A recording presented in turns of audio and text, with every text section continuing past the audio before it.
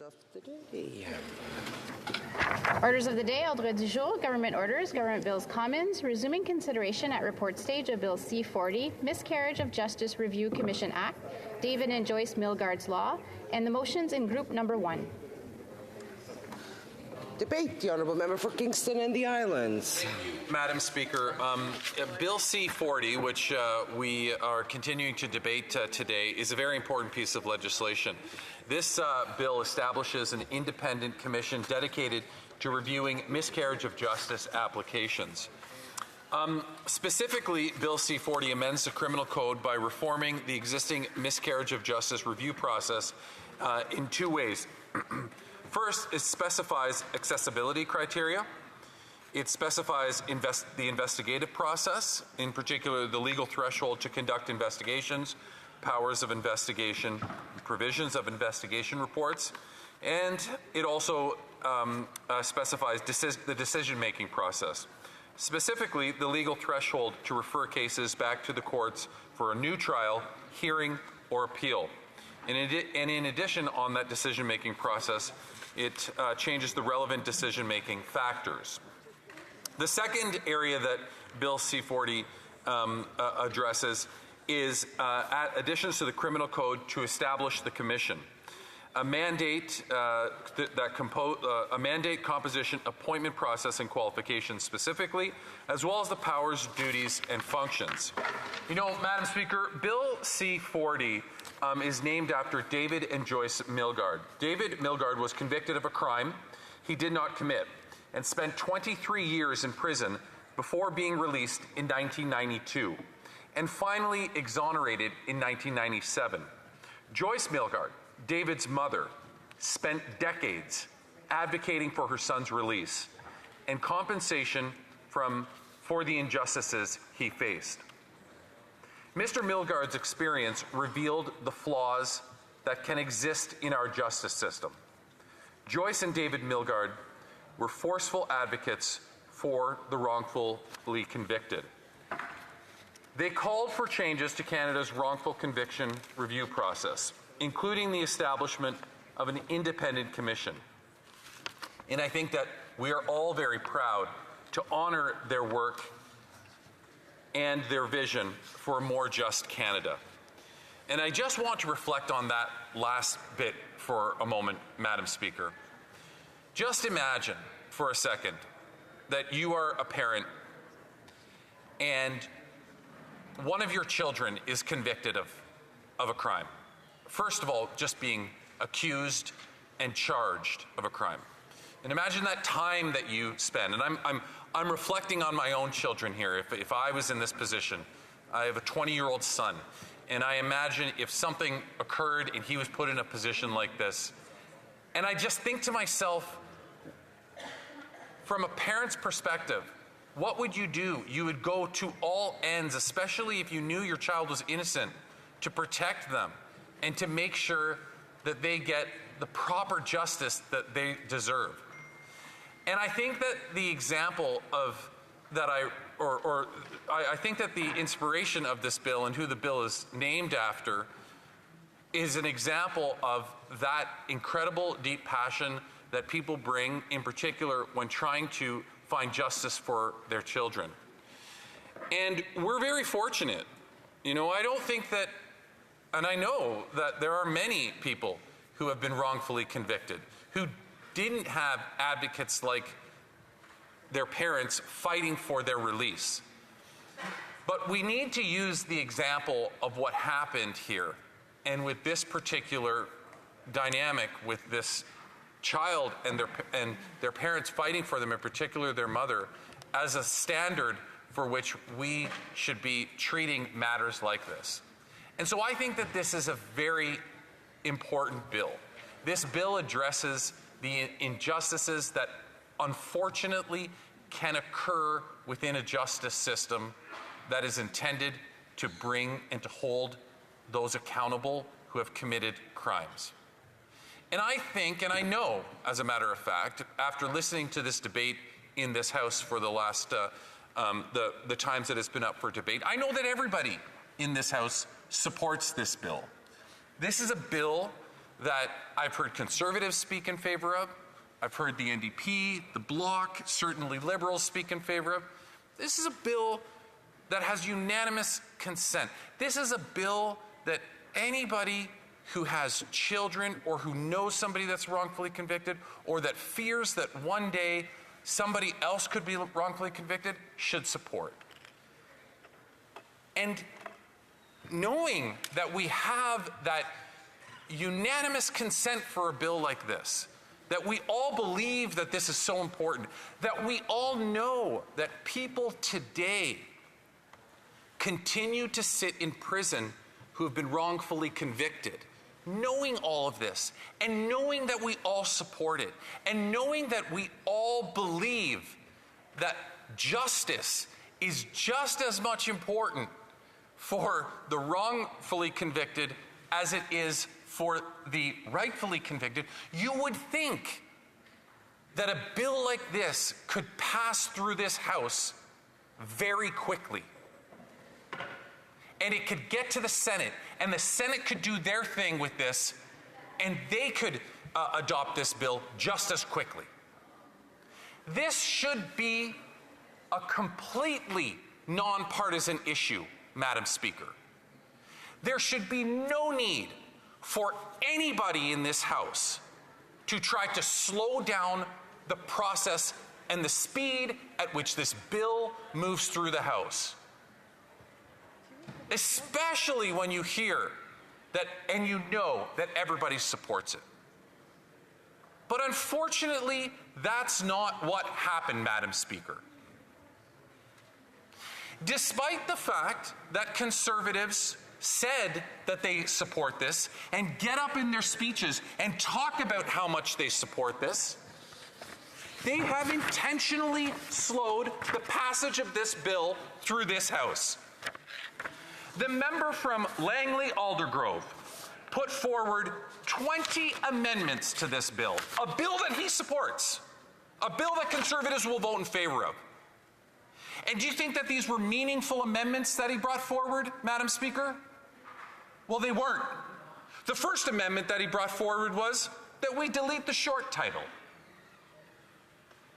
He then went on to bring forward amendments that consecutively delete each clause of the bill one by one.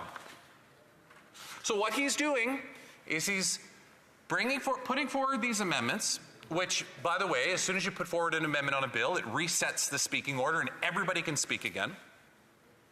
He then will effectively, unless they change course and decide to apply the votes or do something at the last minute, he will effectively make 20 votes out of this simple bill that everybody supports and just absolutely slow down the process. I understand, Madam Speaker, that there are issues that we disagree on. And I understand, Madam Speaker, that the main tool of an opposition party, His Loyal Majesty's opposition party, the main tool they have is to affect the amount of time it takes to do things in this House. And I respect that, and I understand that. And it makes sense that from time to time, they want to use those tools for issues that they passionately disagree with. And I get it. And on contentious issues, it makes sense. But on a bill like this, that everybody supports, that literally will allow justice to be served for those who have been wrongfully convicted, this Conservative Party played games with the bill and continues to play games with the bill now. We had to bring in a motion of closure, Madam Speaker, to force the Conservatives to vote on this bill and to stop delaying it. And that's where we are now. We're on the final few hours of this because we had to force the Conservatives into this position. It is absolutely shameful that Conservatives would act this manner with respect to a bill like this. This bill deserves the unanimous support that this House has already said it gives it. This bill deserves to be passed as quickly as possible, and it is extremely unfortunate that Conservatives continue to play their games with such an important piece of legislation. Questions and comments? The Honourable Member for Langley-Aldergrove. Thank you, Madam Speaker, and I'd like to thank the member opposite for his speech. Indeed, at second reading, we thought it was a pretty good bill. There were some drafting errors that we were pretty convinced we were going to be able to convince our other committee members to amend. They disagreed with that, and you know what? Madam Speaker, what happened to the bill is it came back worse than it went in, unfortunately, because originally an applicant for a judicial review of what they thought was a wrongful conviction would have to have exhausted all their appeal procedures that were available to them, and the Liberals unfortunately took that out. So we're saying that it's creating a competing criminal justice system, just not necessary. David Milgaard's problem was never that the appeal process wasn't there, but that the system was too cumbersome. Fix that, we would agree with it. The honourable member for Kingston and the Islands. And that warrants deleting the short title? That warrants putting a separate motion, a separate amendment on the floor just to delete the short title?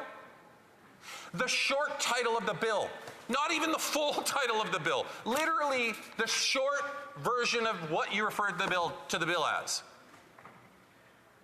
If the member is genuine and the member genuinely says that, yes, this is about the bill and now I have a concern about it, then explain to Canadians why you want to delete the short title of the bill.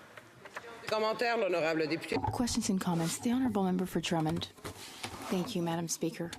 Madam Speaker, we live in a society in which the justice system depends on rehabilitation into society, reintegration.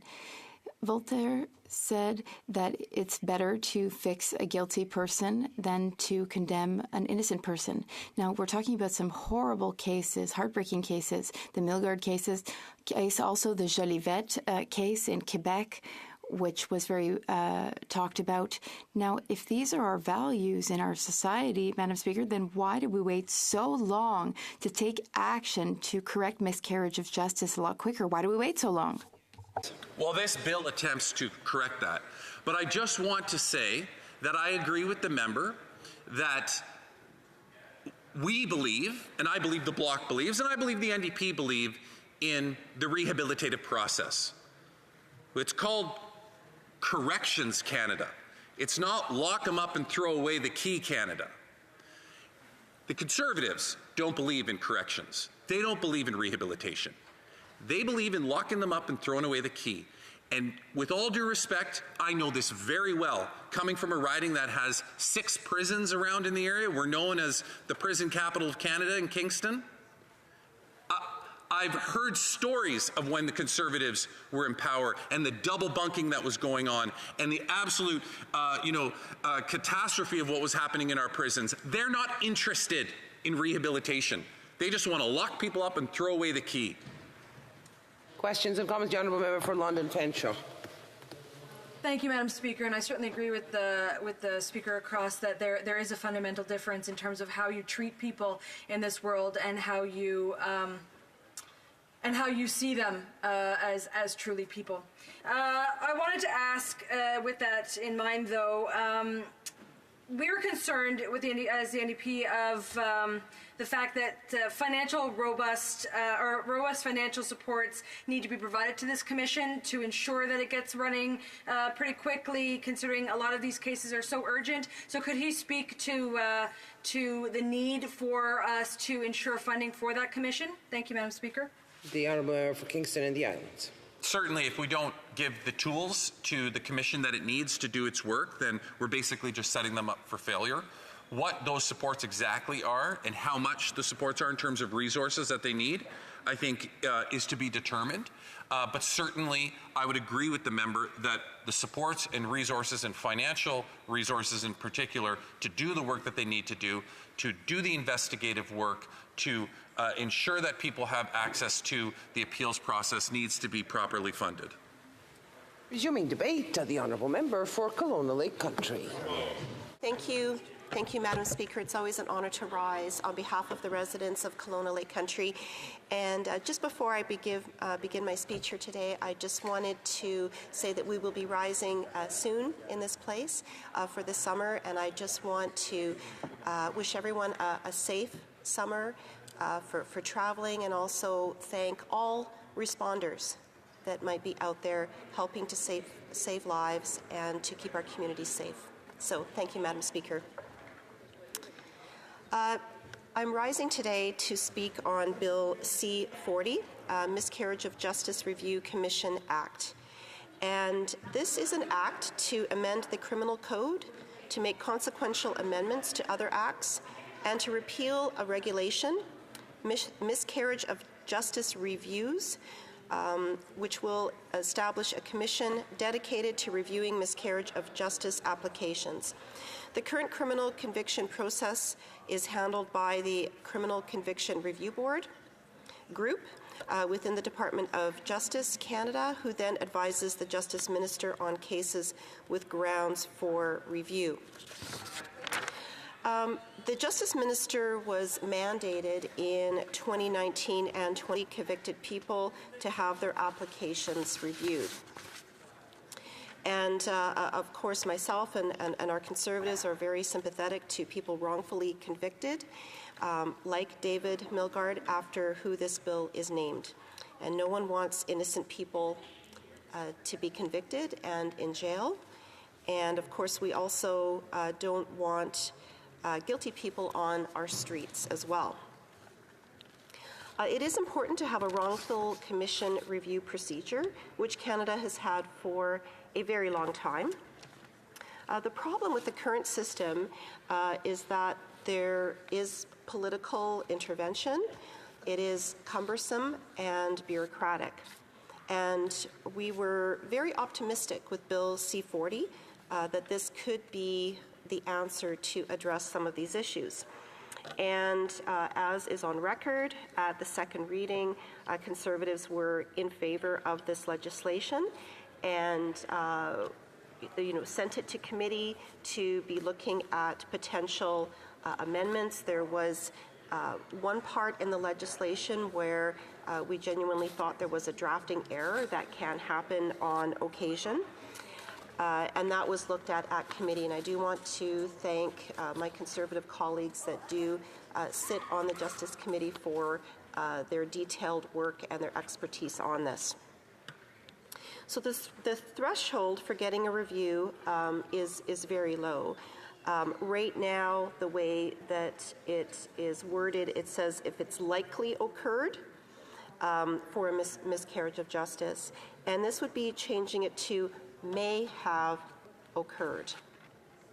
So the Conservatives thought that on the committee that they could convince the other members of the committee to keep the higher threshold, but that did not happen.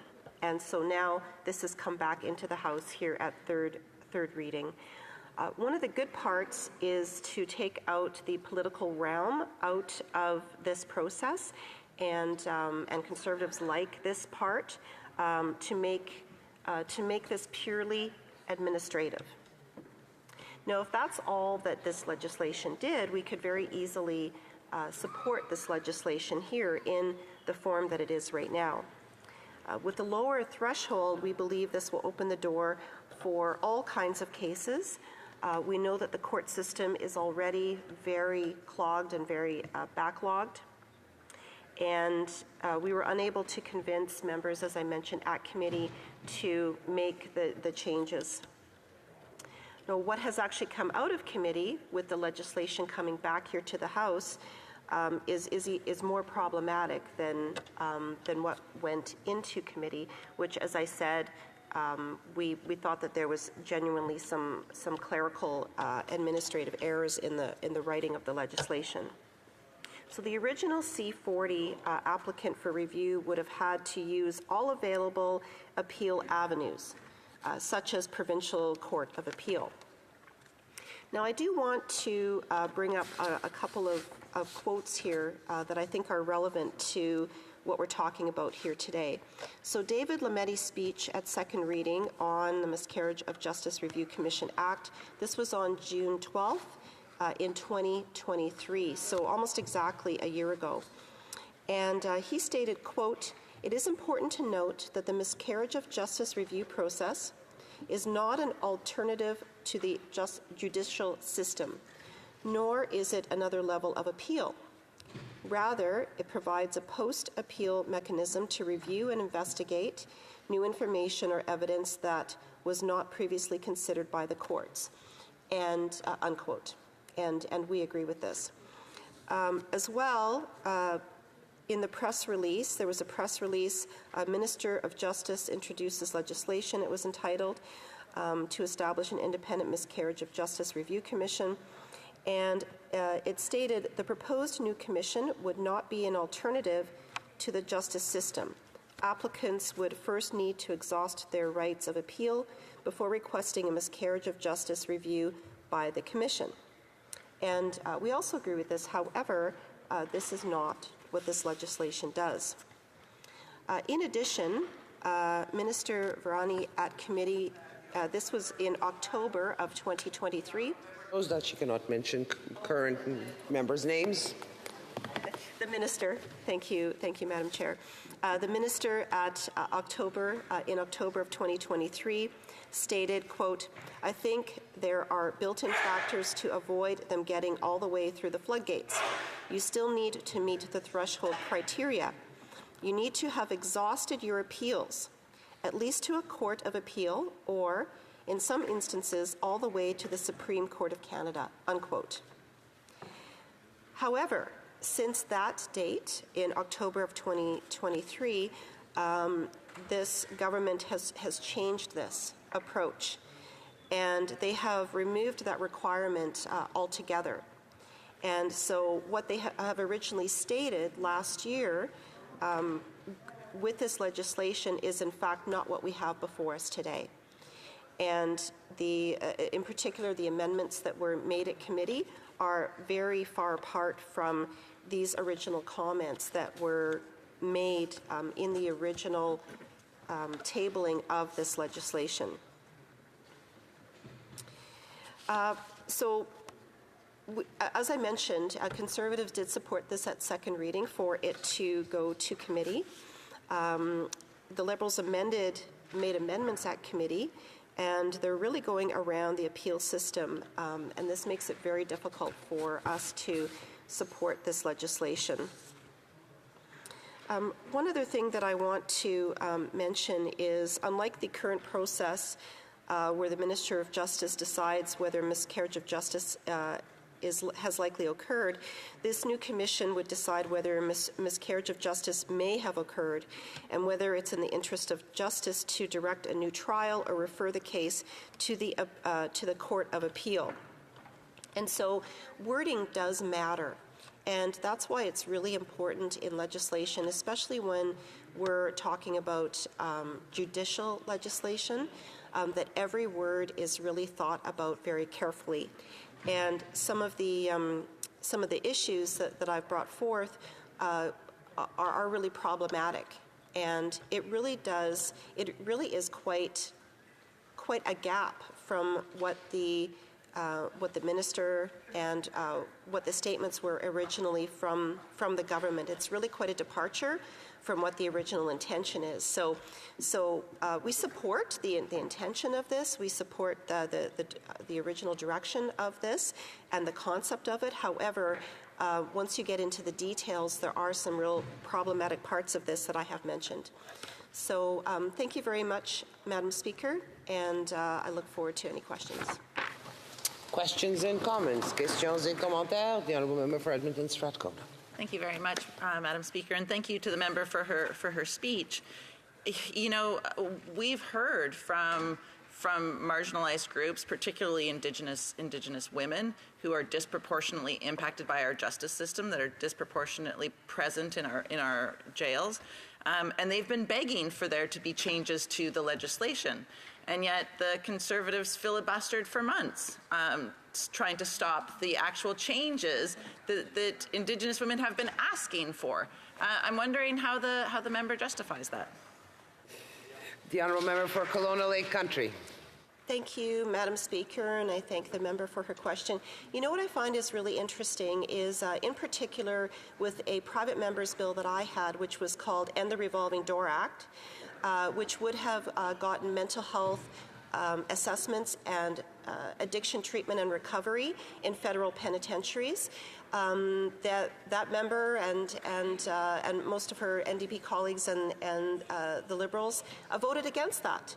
And so it's really interesting when you see questions like that where we have really great legislation that's brought forth by Conservatives to actually help people and help them get out of the revolving door that we have in Canada and to get mental health and addiction treatment, and they voted against that. So it's really unfortunate that that legislation didn't pass. Questions et commentaires, questions and comments. The Honourable Member for Langley Aldergrove.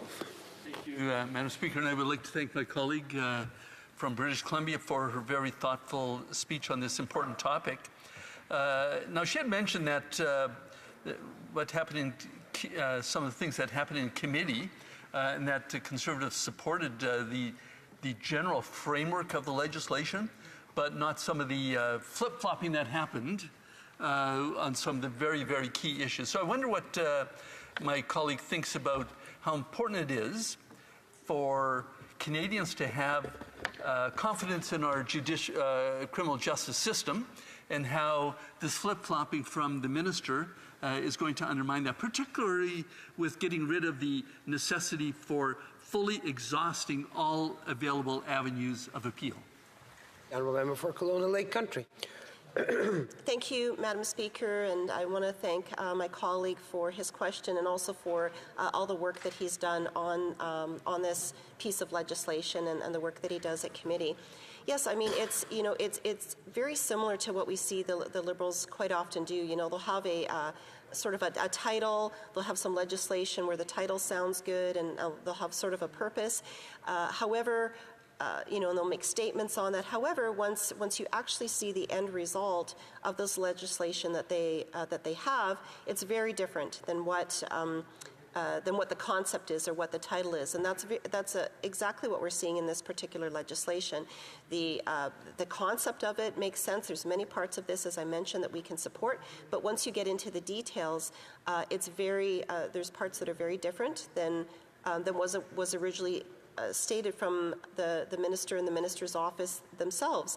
And so it's quite a departure from what the legislation appeared to have been originally focused on. Questions et commentaires, questions and comments.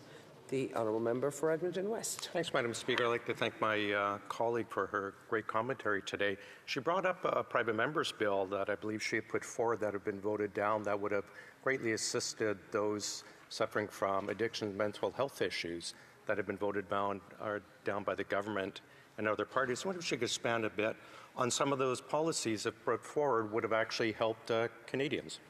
The Honourable Member for Kelowna Lake Country.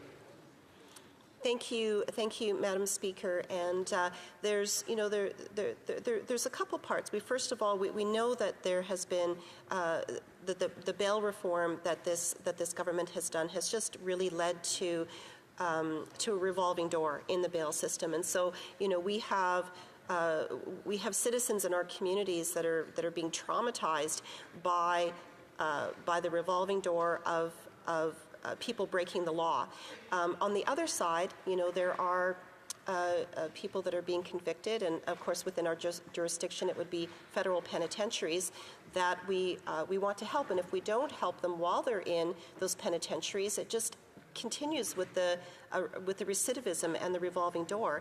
And my legislation, the End the Revolving Door Act, would have been one way to have genuinely helped people. We know that more than 70% of people convicted to federal penitentiaries have addictions issues. Reprise du débat, l'honorable député de Salaberry. The Honourable Member for Salaberry-sur-Loire. Thank you, Mr. Speaker. It's a pleasure for me to take the floor to speak to Bill C-40. And what is C-40, Madam Speaker? It's a bill that would basically modernize the review of miscarriages of justice. And so the idea is to modernize Canada's justice system to deal with the shortcomings when it comes to applications for miscarriage of justice reviews. And the former Minister Lametti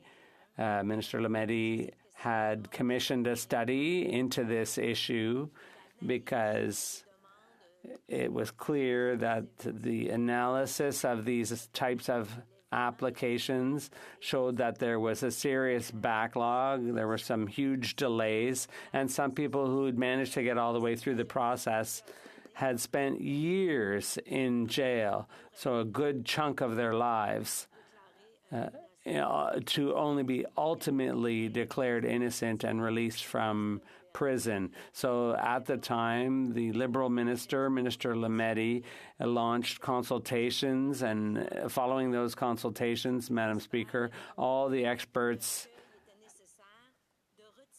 had found that the minister should lose his absolute power, because the minister alone, under our laws, he alone had the power, a very serious power, to decide whether or not an individual who was asking for a retrial because they claimed they were a victim of a miscarriage of justice, it was up to the minister to decide yes or no whether to grant that request. And that was putting a lot of power in one person's hands, the justice minister's hands. And we understand that the minister's surrounded by a team, has the support of a team, but all the same, in order to build the public trust, a decision was made to create a commission independent of government at arm's length to make these decisions, to analyze these situations more independently and more quickly. And the idea was that that would give the public a greater sense of confidence in the neutrality of that decision-making, the decision whether or not to grant these applications. So at the time, Minister Lametti commissioned a study that was quite unanimous, and then he waited till 2023 before tabling his legislation. And here we are in June 2024, apparently with an expedited process to try to push this bill through suddenly in haste. So the question is why there are people who could have benefited from the implementation of this commission. This could have been done sooner, 2 years ago. So it's a bit hard to understand why suddenly there's a rush on the Liberal side to pass this bill and get this commission in place. The member for Rivière du Nord had said in committee, because the committee did look at this before, and the member thought this was a very necessary move and gave the Bloc support. So the Bloc will be voting in favor of Bill C-40, and we certainly hope that once this is passed, the government will quickly take all the steps to get this new commission up and running and to get the new commissioners down to work. So we wonder what it was that caused Minister Lametti to make a decision. Of course, the study happened in 2021, but the minister also made a big decision in 2021, which is still hard to understand. And I was reading an article in La Presse, and the former minister, David Lametti, is still being asked why was a retrial granted in the Jacques Delisle case. That's the case of a former judge who was convicted of murdering his wife, and for something we still don't understand. And I'm not the person, the member for Salaberry-sur-Roi, who's asking this question.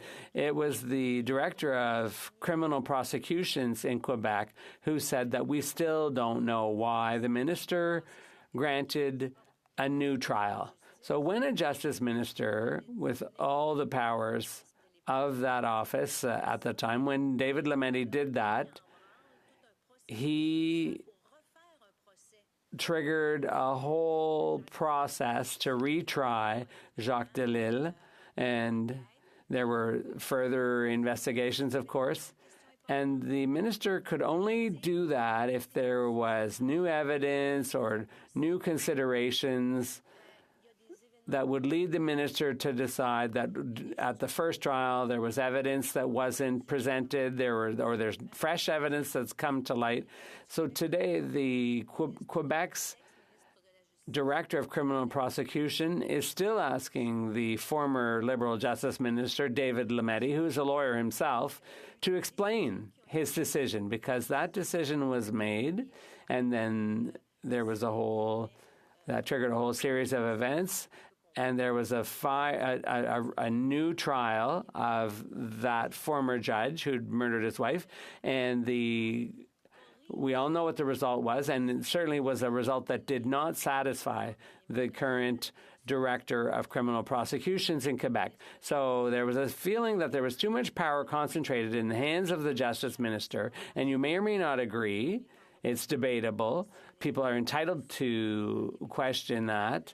And for the Bloc, it's important that the public, that our constituents have confidence in our court system, in our legal system. And it's important, too, that victims have confidence in the process and are not skeptical about whether their applications will be studied in a neutral, fair, and equitable way, in an independent way, based on any new evidence that they are able to submit to the Commission. So there was a debate at committee, and there was one part of the debate that surprised us in the Bloc. Our member for Rivière du Nord, who sits on the Justice Committee, he presented one amendment, just one, an amendment that to our minds was common sense. We thought it was a mere formality. So we presented an amendment to require judges who play a quasi-judicial role on this Miscarriage of Justice Review Commission. So our amendment, we moved an amendment that would require the members of the commission to be bilingual. And let me remind everyone that the two official languages of Canada are English and French, and that's governed by the Official Languages Act. So if we want fairness or equity as between Anglophones and Francophones in the processing of their applications, well then the judges on this commission should be able to understand the arguments and the evidence presented in both official languages. But to our great surprise, Madam Speaker, to our great surprise, that amendment was defeated 6-5. And it was a Liberal member on the government side, a member of the Justice Committee, who opposed the amendment. Now, was he acting under orders from his party? I have no idea. It was a member from Ontario, but we were seriously disappointed because the amendment made so much sense. We have legislation here on official languages, and it seems just such a no-brainer that should have passed. Now, that won't stop us, Madam Speaker, from passing this bill, from voting in favor of C-40, but once again,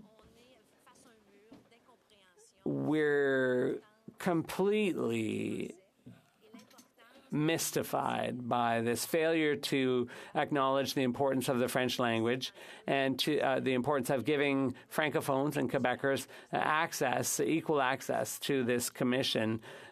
So I hope this bill will be passed swiftly and that the commissioners will be able to get down to work swiftly as well. Thank you. Comments, the Honourable Member for Langley-Aldergrove.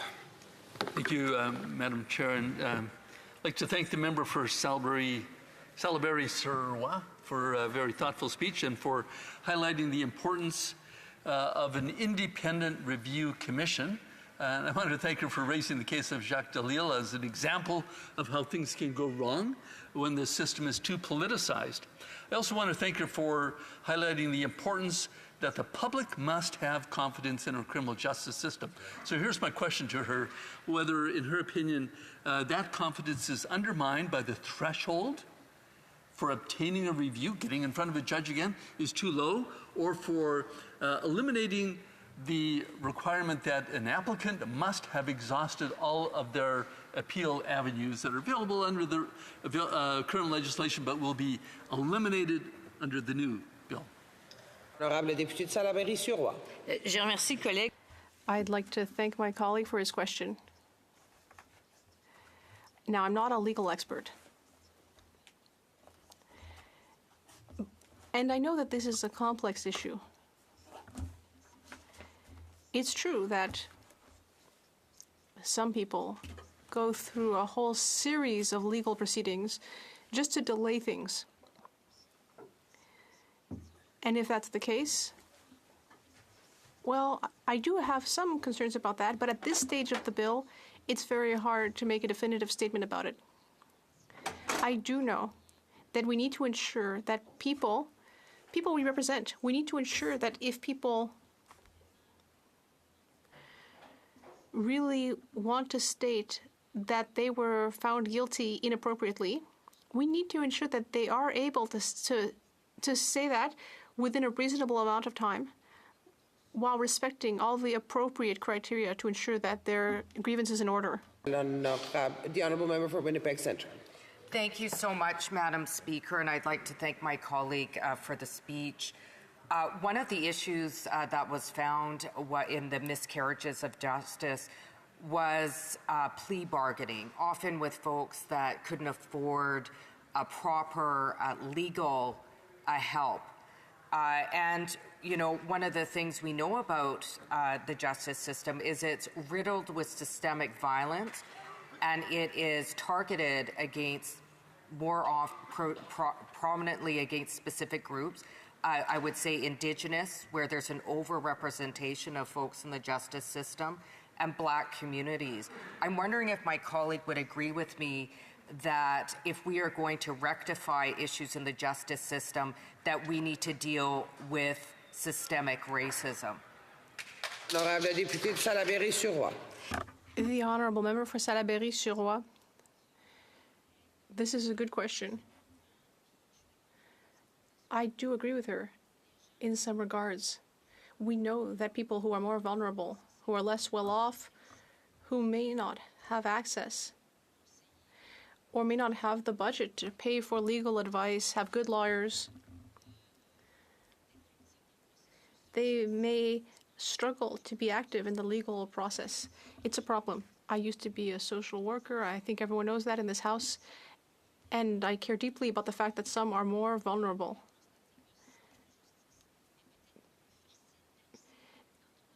And we know that the justice system is easier to access if you have the means, if you can pay for a competent, expert lawyer. I do worry about that a lot. So in Quebec, what do we try to do? Well, we have a legal aid system. People with less money, people who are more vulnerable, can access legal aid, access good lawyers who will support them throughout the process. And I think other provinces should perhaps consider doing the same, to see if perhaps everyone who's vulnerable could be better supported throughout their legal process. Commentaire, l'honorable député de Pierre-Boucher-Verchères. The Honourable Member for Pierre-Boucher, Les Patriotes Verchères. Thank you, Madam Speaker. And I'd like to thank my colleague for her very clear, structured, and interesting speech. I think she has made significant contributions to this bill. Now, something I heard in her speech, she mentioned that when the member for Rivière-du-Nord wanted to table an amendment to ensure that people on the Justice Review Commission Act, that these justices are bilingual, to ensure that they're bilingual and speak French and English. We see that the Federalist parties in this House always say that they care about French, but when it actually comes to appointing judges, then they don't care. Why? Very brief answer, please. Well, Madam Speaker, I would just say that it all makes sense. It would make sense for the judges to be bilingual. We're under the Official Languages Act. That exists. So when it comes to creating commissions, We just don't understand why there's resistance to the idea, because it makes perfect sense that here in Canada, in Quebec, in the other provinces, we should offer services in both official languages, French and English. Debate, the honourable member for Port Moody Coquitlam. Thank you, Madam Speaker, and I rise to speak on behalf of the residents of Port Moody, Coquitlam and Morin Belcarra in support of Bill C-40, an act to amend the Criminal Code, and to advocate to see it enacted as quickly as possible. I think about the people wrongly convicted who couldn't afford high-priced lawyers, more often than not women and other marginalized groups who need reform for the justice system. This miscarriage of justice bill represents a critical step in our ongoing efforts to reform the system and to address the systemic inequities that have plagued it. For the better part of a decade, New Democrats have called for the establishment of an independent commission to investigate wrongful convictions. In 2021, we supported expediting Bill C-5 in return for the Liberals' promise to create this commission, which Bill C-40 finally delivers on. Justice delayed is justice denied, so we must act swiftly to ensure that those who are wrongfully convicted have a pathway to justice, free from delays and limitations of the current system.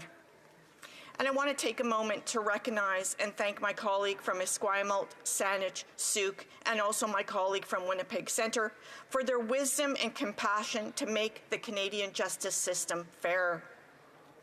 They work tirelessly to improve the system, and in regards to Bill C-40, at committee stage, NDP supported amendments that would ensure applicants can apply to the Commission without having to receive a verdict from a Court of Appeal or the Supreme Court of Canada. This would remove a significant barrier for those who are wrongfully convicted but lacking the resources to continue lengthy legal battles. We also proposed amendments to empower the Commission to make recommendations addressing systemic issues that lead to the miscarriage of justice. This proactive approach can help prevent future injustices. Additionally, we ensured that Correctional Service Canada and the Parole Board of Canada would be informed of the importance of not obstructing applicants from accessing programs and services due to their review applications. Indigenous women in particular have disproportionately suffered miscarriage of justice.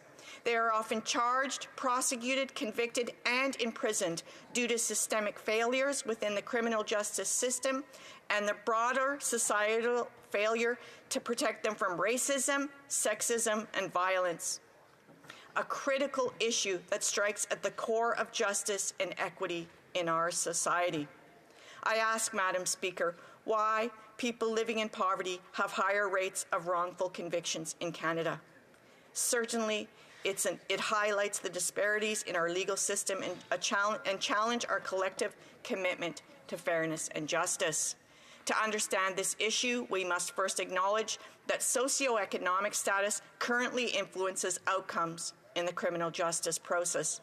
From the moment a suspect is identified, their financial status begins to shape their journey through the legal system. Unfortunately, for those without adequate funds, this journey often leads to a higher likelihood of wrongful conviction due to several intersecting factors: lack of adequate legal representation, systemic biases, and the pressures of plea bargaining. One of the most significant factors contributing to wrongful conviction is inadequate legal representation. The Canadian Charter of Rights and Freedoms guarantees the right to counsel, but in practice, the quality of legal representation a defendant receives can vary drastically based on their ability to pay. Consequently, poorer defendants frequently find themselves underrepresented in court, lacking thorough investigation, expert witnesses, and comprehensive legal strategies. Systemic biases play a crucial role in the higher rates of wrongful convictions among people with limited financial means. The justice system, which should be impartial, is not. It is not immune to the biases and prejudices that permeate society. Socioeconomic status can influence the perceptions of judges, jurors, law enforcement officers. Poor defendants often face these implicit biases, where their lack of resources and lower social standing can be subconsciously associated with criminal behavior. We've heard it in this very House, Madam Speaker. This bias can lead to harsher judgments, weaker defenses, and ultimately wrongful convictions. It is proven in convictions that the intersection of race and poverty affect outcomes. Indigenous peoples and racial minorities who are disproportionately represented among the poorer Canadians face compounded biases that increase their vulnerability to wrongful convictions.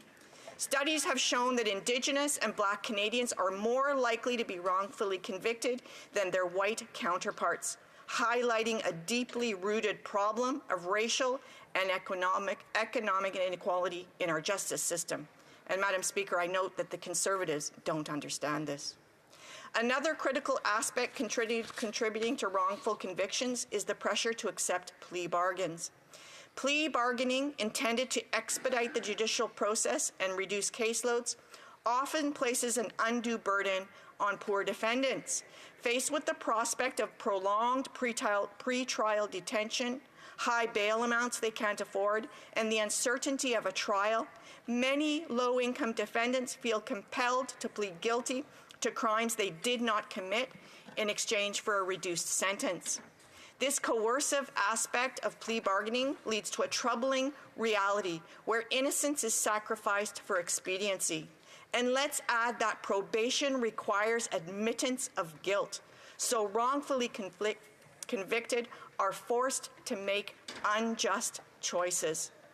Furthermore, wrongful convictions have devastating consequences beyond the individual. They erode trust in the legal system, perpetuate cycles of poverty, and fail to address the real perpetrators of crime. When an innocent person is convicted, the actual offender remains free, posing a continued threat to society. This failure to deliver true justice undermines public confidence and perpetuates the belief that the system is rigged against the marginalized. Now, the Conservatives are fine with this reality. They say, just appeal. With all of the barriers I just outlined above, it is obvious appeal is not equitable or just. Expanding access to post-conviction review and innocence projects can provide a safety net for those who have been wrongfully convicted. Organizations like Innocence Canada work tirelessly to investigate claims of innocence and exonerate the wrongfully accused. By supporting their efforts and facilitating the review of questionable convictions, we can rectify past injustices and prevent future ones. But it shouldn't have to be that way. In conclusion, the higher rates of wrongful convictions among lower-income Canadians highlights profound inequities in Canada's legal system. From inadequate legal representation and systemic biases to the pressure of plea bargaining and resource imbalances, the odds are stacked against those with limited financial means. With respect to Bill C-40, miscarriage of justice, it is incumbent on all of us to have a justice system that functions well and does not put innocent people behind bars. Questions and comments. The Honourable Member for King Vaughan. And thank you for an eloquent speech from my colleague. And I agree, if someone is innocent, they should have the opportunity to be able to defend themselves and have a free and non-biased trial. But my question to my colleague is, my former colleague, a 44-year-old mother of two, was shot and killed by someone that was let out on bail and that was wanted. She had the right to live, but that opportunity was not given to her. So I ask my honourable colleague, how can we protect the victims if we continue to catch and release in this society? Thank you. The Honourable Member for Port Moody, Coquitlam. Thank you, Madam Speaker. And I think, again, I think it's absolutely devastating that this happened to a constituent of hers. But again, it shows that Conservatives don't understand what we're talking about here in C-40. What we're talking about here in C-40 is the fact that marginalized people in this country, more often Indigenous people, Indigenous women, and people of color, are being wrongfully convicted in this country, and then they don't have an access to appeal because they don't have the funds to do it. That's what this bill is about. I understand that we need to also fix other injustices and justice in our society, but the Conservatives need to understand this is about leveling the playing field for those that are underrepresented in the underrepresented by legal support in the criminal justice system. Questions and comments, the Honourable Member for Kingston and the Islands. Thank you, Madam Speaker. I'm curious what the member thinks of the fact that this bill, which is unanimously supported by the House of Commons, has 20 amendments from the Conservatives who appear to be supporting the bill anyways. The first of those amendments that they have is to delete the short title. And the short title is the David and Joyce Milgaard's Law. That is such a controversial issue to the Conservatives that they feel as though they need to bring forward an amendment to delete that. I'm wondering what the member has to say about that amendment. The Honourable Member for Port Moody Coquitlam. Thank you, Madam Speaker. And I mentioned in my speech that the Liberal government had the opportunity to advance this type of criminal justice amendments much earlier, back in 2021, and they chose to wait an additional 3 years to do it. So I think what the Liberals need to focus on is passing laws that help people in Canada and worry less about what things are called. Questions and comments. L'honorable député de Pierre-Boucher. The Honourable Member for Pierre-Boucher, les Patriotes Verchères. Thank you, Madam Speaker. I'd like to thank my colleague for her speech. Earlier, I asked this question to my colleague for Salaberry-sur-Roi. The question is, we know that from the Bloc Québécois, the member for Rivière-du-Nord, an amendment was tabled to ensure that the judge's appointment will have to be bilingual in French and English. We want both of these languages to have an equal status. So how is it that all of these Federalist parties voted against that amendment? Because generally, if you don't impose bilingualism, you end up with unilingual Anglophones. I've never seen any unilingual Francophones, though. What does my colleague think of that? For Port Moody Coquitlam. Thank you, Madam Speaker. And as the critic for disability inclusion, I often think about people that communicate through sign language. We know that there's many people in this country that have different methods of communication. Now, I understand that the French and English are our official languages in Canada, but what I would like to see, Madam Speaker, is a justice system that can accommodate any kind of communication that people need to get there, to represent themselves in the system. The Honourable Member for Nunavut. And I'd like to thank my colleague for an excellent speech. I have a similar question to the Bloc, but from the Indigenous people's perspective, knowing, as she indicated, that Indigenous peoples are overrepresented in the justice system. And we know that language was used to try and eliminate Indigenous peoples in Canada. So I think that with language revitalization and Indigenous people still preferring to speak their languages, isn't it not just as important to ensure that Indigenous languages can be used in this system, so that people who are both economically not able to, but also language-wise are able to access the same system with Indigenous languages? Very brief answer from the Honourable Member for Port Moody Coquitlam. Thank you, and I want to thank the member from Nunavut, my NDP colleague, and the incredible work that she does in this House to advocate for her community, but also the point that she's making about being able to be represented in your own language is absolutely a necessity. Is the House ready for the question? Resuming debate. Is the House ready for the question? The question is on motion number 1. A vote on this motion also applies to motions number 2 to 20. Motion numéro 1. Motion number 1. May I dispense? Yes?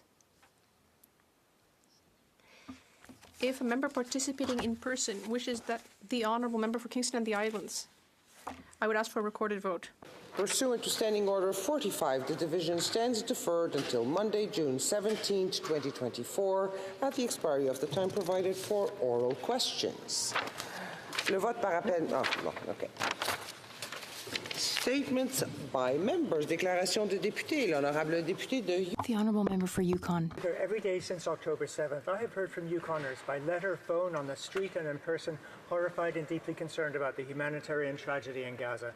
My constituents are calling for a ceasefire, for humanitarian aid to flow, for humanitarian law to be respected, for targeting of hospitals and medical facilities to stop, for the bombing of civilians to stop, and for the adversaries to come to the table once and for all. We must see the hostages released, and we cannot let an entire population starve.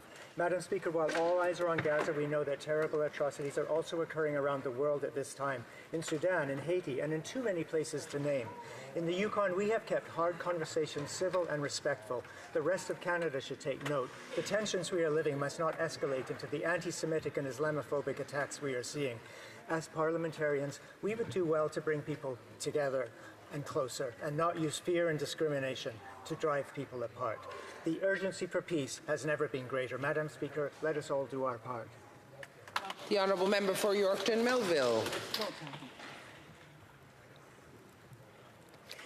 Today I stand to congratulate a young man in my riding of Yorkton Melville. Jake Soltis, a grade 11 student from Sturgis Composite School, wrote a Remembrance Day poem that pays homage to our fallen heroes, entitled A Tribute to the Brave. Jake's poem won at the local, zone, district, and provincial levels. He then went on to receive first place on the national level, winning a prize and a trip to Ottawa for this year's National Remembrance Day service. A portion of his poem reads, "In Flanders fields the poppies grow to remind us of the debts we owe. On Remembrance Day we stand as one to remember those whose battles are done." I am so proud to represent Canadians who remember these sacrifices for our freedoms that were so valiantly defended and fought for. And I am extremely proud of our young community of members like Jake who honor that legacy. Congratulations, Jake.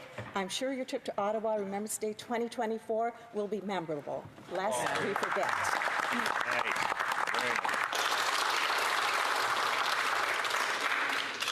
The Honourable Member for Halifax West. I'm proud as the sponsor of the Lebanese Heritage Month Act to recognize the first anniversary of the adoption at all stages of this bill into law with unanimous consent today. What a delight it was to hoist the Lebanese flag on Parliament Hill last November for the very first time. The pride in the adoption of this law is felt in communities across the country. Speaker, this is a challenging time for Lebanon and for the Lebanese people, who overwhelmingly are united in their desire for peace, stability, and the opportunity to further their own prosperity. Canada is marking 70 years of diplomatic relations with Lebanon, and I will continue to support those Lebanese Canadians using their voices to urge for the preservation of their homeland sovereignty. I'm looking forward to our second flag raising on the Hill in November and to the celebrations that will be organized throughout the country. Until then, I wish everyone a safe and happy summer. Thank you. Member for North Island Powell River. As a part of acknowledging the 100-year anniversary of the Royal Canadian Air Force, amazing people in my riding are working hard to celebrate by building a beautiful full-size display case for the de Havilland Vampire Mark III. The aircraft is stored at the base away from public sight to protect it from the weather. We want it outside, safe in a pavilion with the outdoor museum of other military planes. Year-round, people tour it and learn more about how our service members served in the past. During the winter holidays, the planes get decked out in lights. The folks have aimed for $1 million to get the display case built. We have gotten 50% of the way there, and I'm so proud. I hope this government looks at ways to contribute to help to keep this history. I want to thank everyone leading this fundraising project, especially the folks at the Comox Air Force Museum, 19 Wing Honorary Colonel Robert Quartermain for matching donations from the public up to $50,000, which was successfully done. And thank you to Dave Mellon, who always keeps me updated. The Honourable Member for Windsor-Tecumseh. Madam Speaker, today I rise in the House to celebrate the 49th Annual Carousel of the Nations Festival in my community of Windsor, Essex. Over the next 2 weekends, our community will showcase our incredible diversity and pride at being a welcoming community. 30 villages, from Greek to German, Croatian to Caribbean, Italian, Lebanese, Polish, Filipino, and more, will open the doors to share their heritage, dancing, beautiful cultural dress, and of course, delicious food. In a world divided by difference, the Carousel of the Nations celebrates our differences as our strength, what unites us, and what makes our country so vibrant and so beautiful. I am proud our federal government has been a strong partner for Carousel of the Nations, providing over $500,000 to the festival over the last 8 years. I want to thank Fred Francis and the amazing team at the Multicultural Council, all the volunteers and vendors, for the incredible dedication to a remarkable festival. Save me a honey bowl and some slivovica, and I'll see you at the Carousel. Thank you. The Honourable Member for Calgary Centre. Thank you, Madam Speaker. Last week, we honoured Canadians who had made spectacular contributions to Canada's cultural life with the Governor-General's Performing Arts Awards. Among the honorees was Calgary's own Jenny Belsberg, winner of the Raymond John Natition Award for Volunteerism in the Performing Arts.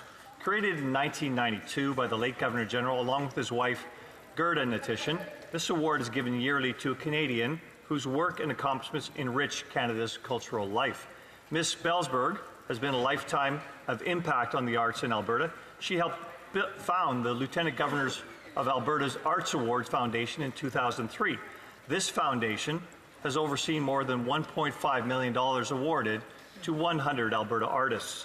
The performing arts thrive due to the major dedication of volunteers, and it is thanks to people like Jenny Belsberg that arts projects can succeed in our communities.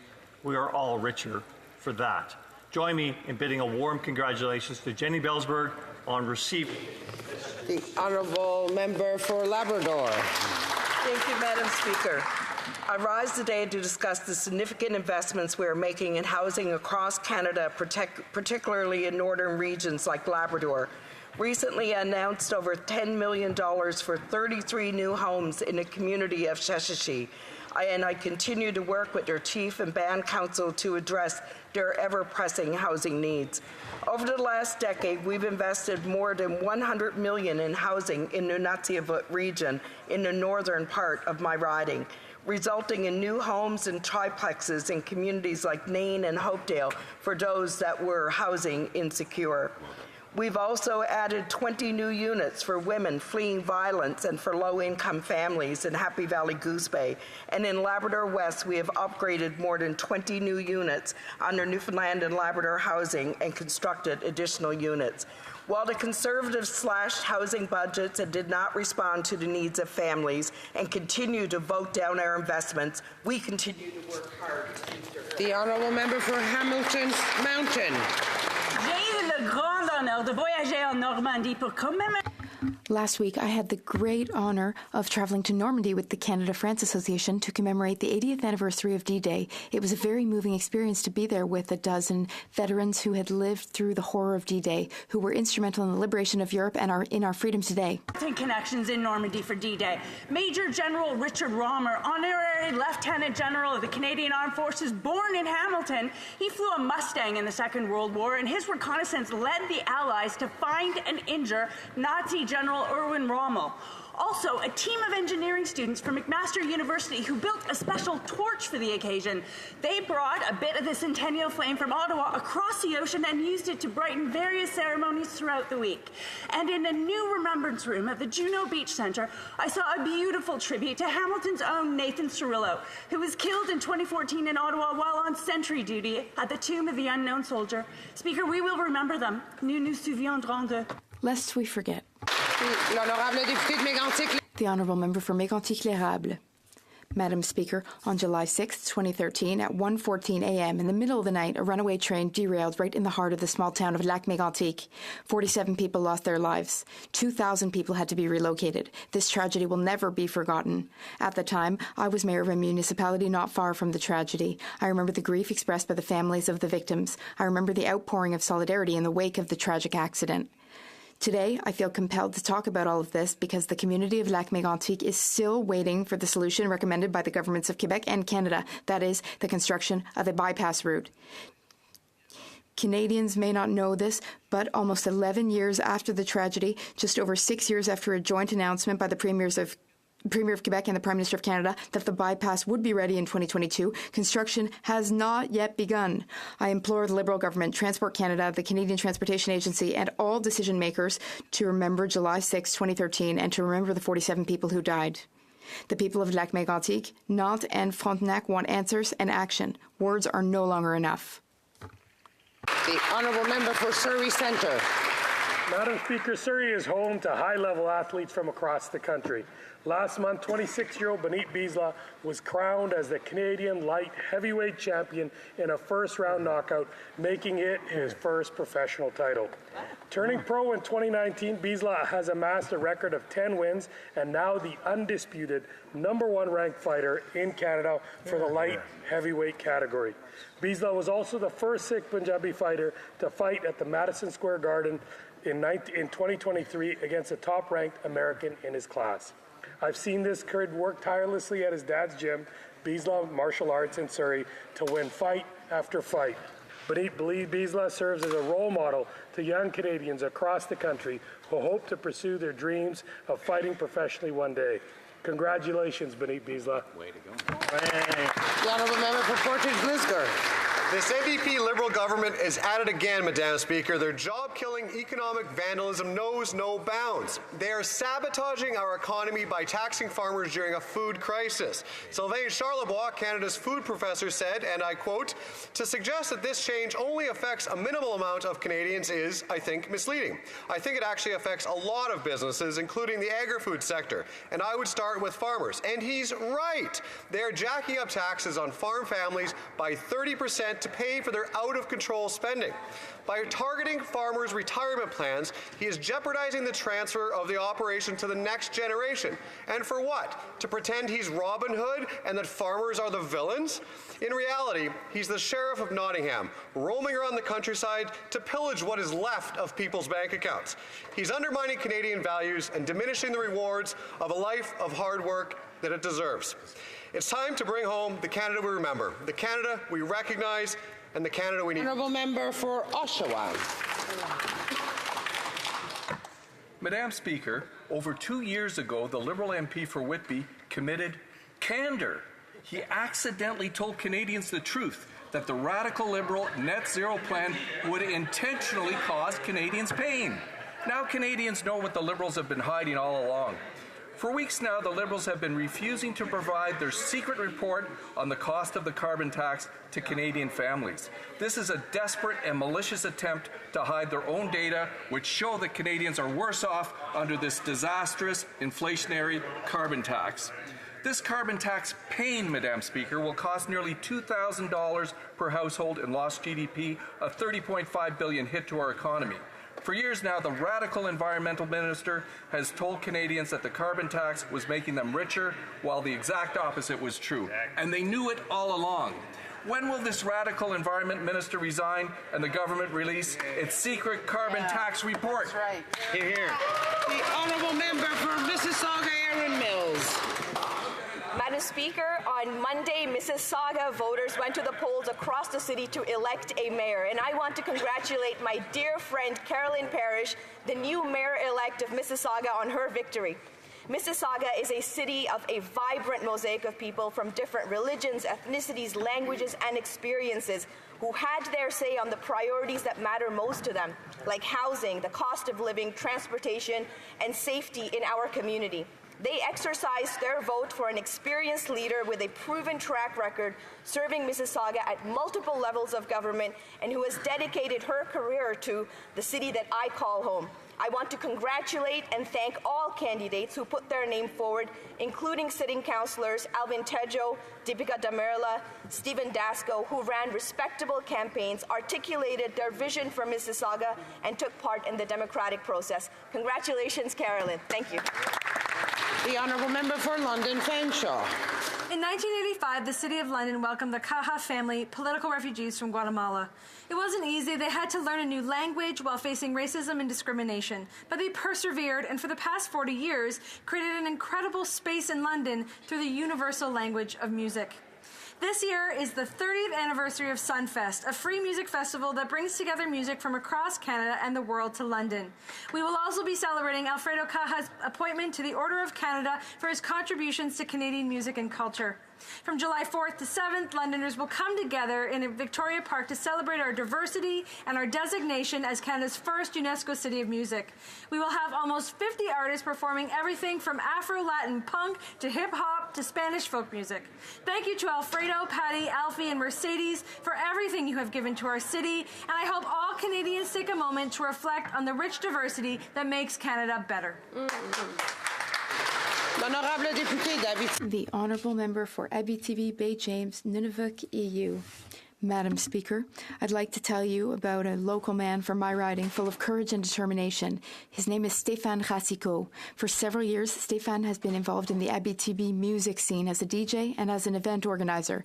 In August 2022, following a fall into his hotel room, he became quadriplegic. His rehabilitation took 9 months. Unsurprisingly, music accompanied him throughout his remission.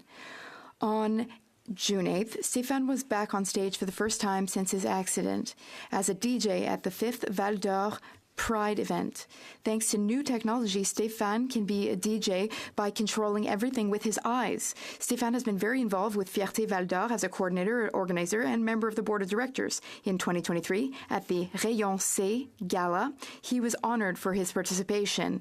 He received the Volunteer of the Year award for his involvement with Fierté Val d'Or Pride, as well as his involvement with Frima and the Prospecteur shows. I'm delighted to welcome Stéphane back, and I wish him all the best for the future. For Northumberland, Peterborough Centre.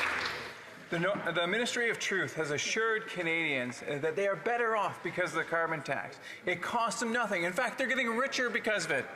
But a few weeks ago, we learned from the Parliamentary Budget Officer that the government has a secret report on the carbon tax. And after seeing some of the government's data, we understand why they're trying to hide it. The government's own data shows that the carbon tax costs every Canadian household nearly $2,000, and that Canadians are losing about $30 billion in economic activity because of the carbon tax. Canadians are exhausted by this government's doublespeak.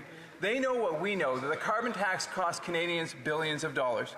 Why does this Prime Minister continue to stand by his radical Environment Minister instead of standing up for Canadians? The Honourable Member for Longueuil-Charlemagne. Madame la Présidente, Madam Speaker, as we prepare to celebrate Father's Day this Sunday, I would like to take this opportunity to acknowledge and thank all the fathers, grandfathers, and great-grandfathers in my riding of Longueuil-Charlemagne and across the country. Father's Day is an opportunity for us to all express our appreciation to the incredible dads and father figures in our lives, those who offer guidance, support, and love in immeasurable ways. As I get older, I reflect on all the countless ways my father always put my brothers and me first, from volunteering for my Girl Guide troop to showing me how to put a worm on a hook, to making the best campfires and letting me hang out at the fire station. While I was running for the nomination as candidate 10 years ago, my dad was undergoing treatment for throat cancer, yet he still ran around collecting support for me. Dad, I don't get to spend as much time with you as I wish I could, but know that you'll always be my hero. To the dads in my life, my father Dave, my father-in-law Gary, my husband Chris, my son Patrick, and any day now, Madam Speaker, my son Jonathan, happy Father's Day. Je vous aime. I love you.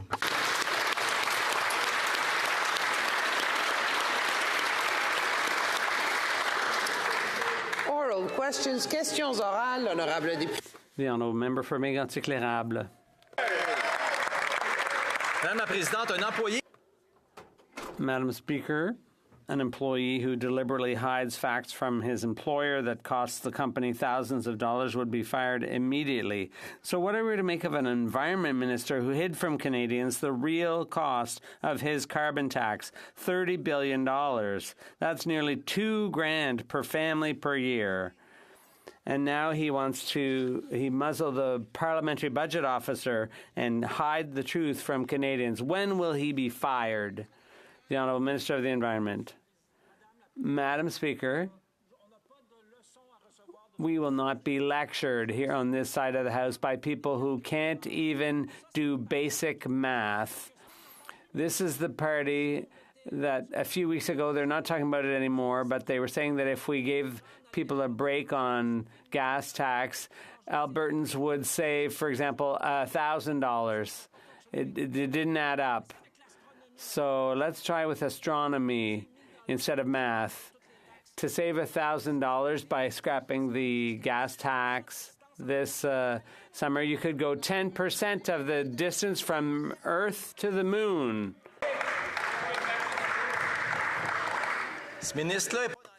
The minister is out to lunch, Madam Speaker. Don't talk about the moon. Now, what we learned from the report was the true cost of the carbon tax, the true cost to Quebecers. It says Quebecers will spend $5 billion a year in economic damage because of the carbon tax. The worst thing is that the Liberal bloc wants to collect even more by radically increasing the tax on gas and diesel. Mr. Speaker, the minister hid the truth and Quebecers are paying the price. When will he resign? The Honourable Minister. Madam Speaker, it's so ridiculous. The PBO confirmed that 8 families out of 10 are getting more than they pay into the carbon tax. They're getting more back. And, of course, there are costs to every measure we take, but the Conservatives never talk about the benefits, the billions in investments right now, not in 2030, but the millions, the 23, without talking about the $23 billion rather, that we will be spared in averted disasters so with the climate. So if anyone should resign, it's members opposite. The Honourable Member for Mégantic-L'Érable. Madam Speaker, the Liberals have refused to include a clause in their bill, their job-killing tax bill, that would guarantee that 99% of Canadians will be spared the carbon tax, the Liberal bloc's tax hike to capital gains. We wanted to protect plumbers, carpenters, small business, and seniors. When will the Liberal bloc stop picking the pockets of the middle class to pay for this oversized government? The Honourable Minister. Well, the member gave us quite a word salad there. What Quebecers know, what they understand, is that tax fairness is what matters. And what we're doing is sparing all those who have a paycheck that will not affect you. People who earn in 1 year over $250,000 in capital gains will have to pay a little bit more. After 9 years of this NDP Liberal government, the truth is out about their punishing carbon tax. A partial government report leaked by the Liberals to the marketing arm of the Liberal Party of Canada, the CBC, revealed that when factoring for inflation, the Liberal carbon tax will leave a $30 billion hole in our economic activity. The carbon tax will cost every Canadian household almost $2,000. The Liberals' activist environment minister tried to silence the parliamentary budget officer from exposing this report. This is unbelievable. The environment minister is not worth the cost. When will he resign? Honourable Parliamentary Secretary. Madam Speaker, the member opposite is fighting action against climate change at the very moment that houses in her own community are threatened by wildfires. We are trying to make sure that we save people's homes. We are protecting Canadian communities. She's busy letting the planet burn. The Honourable Member for Kelowna Lake Country. Well, Madam Speaker, that's absolutely ridiculous, and the Liberals have been hiding the truth from Canadians. Right at the Finance Committee, the Parliamentary Budget Officer said, quote, "We've been told explicitly not to disclose it and reference it." The Liberals have been trying to muzzle the Parliamentary Budget Officer. And, the government is still holding much of this report from the public. The entire report must be released to expose the economic vandalism of the carbon tax. The Environment Minister is not worth the cost. Will he resign? The Honourable Leader of the Government in the House. Madam Speaker, that member sure represents a beautiful part of Canada. The last time I was there, you could almost choke on the forest fire smoke. People in Kelowna, people in the Okanagan expect action on climate change. And they also know that 8 out of 10 of them pay less in price on pollution than they get back in rebates. That is the case across the country where the tax applies. Madam Speaker, we are acting on the environment. We are acting on affordability. The people of the Okanagan support that. L'honorable député de Salaberry.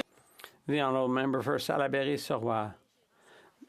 Madam Speaker, let's talk about foreign interference. One leader says it's no big deal. Another says it's very grave. Both want us to take their word for it, and we're no further ahead. The Minister of Public Safety said on Monday that he wouldn't breach secrecy because RCMP Deputy Commissioner Mark Flynn warned him he would face criminal charges. Does the government think that all elected officials who consulted the documents should face the same charges? And does the government think we're any further ahead today with elected officials who are treading a fine line with the law?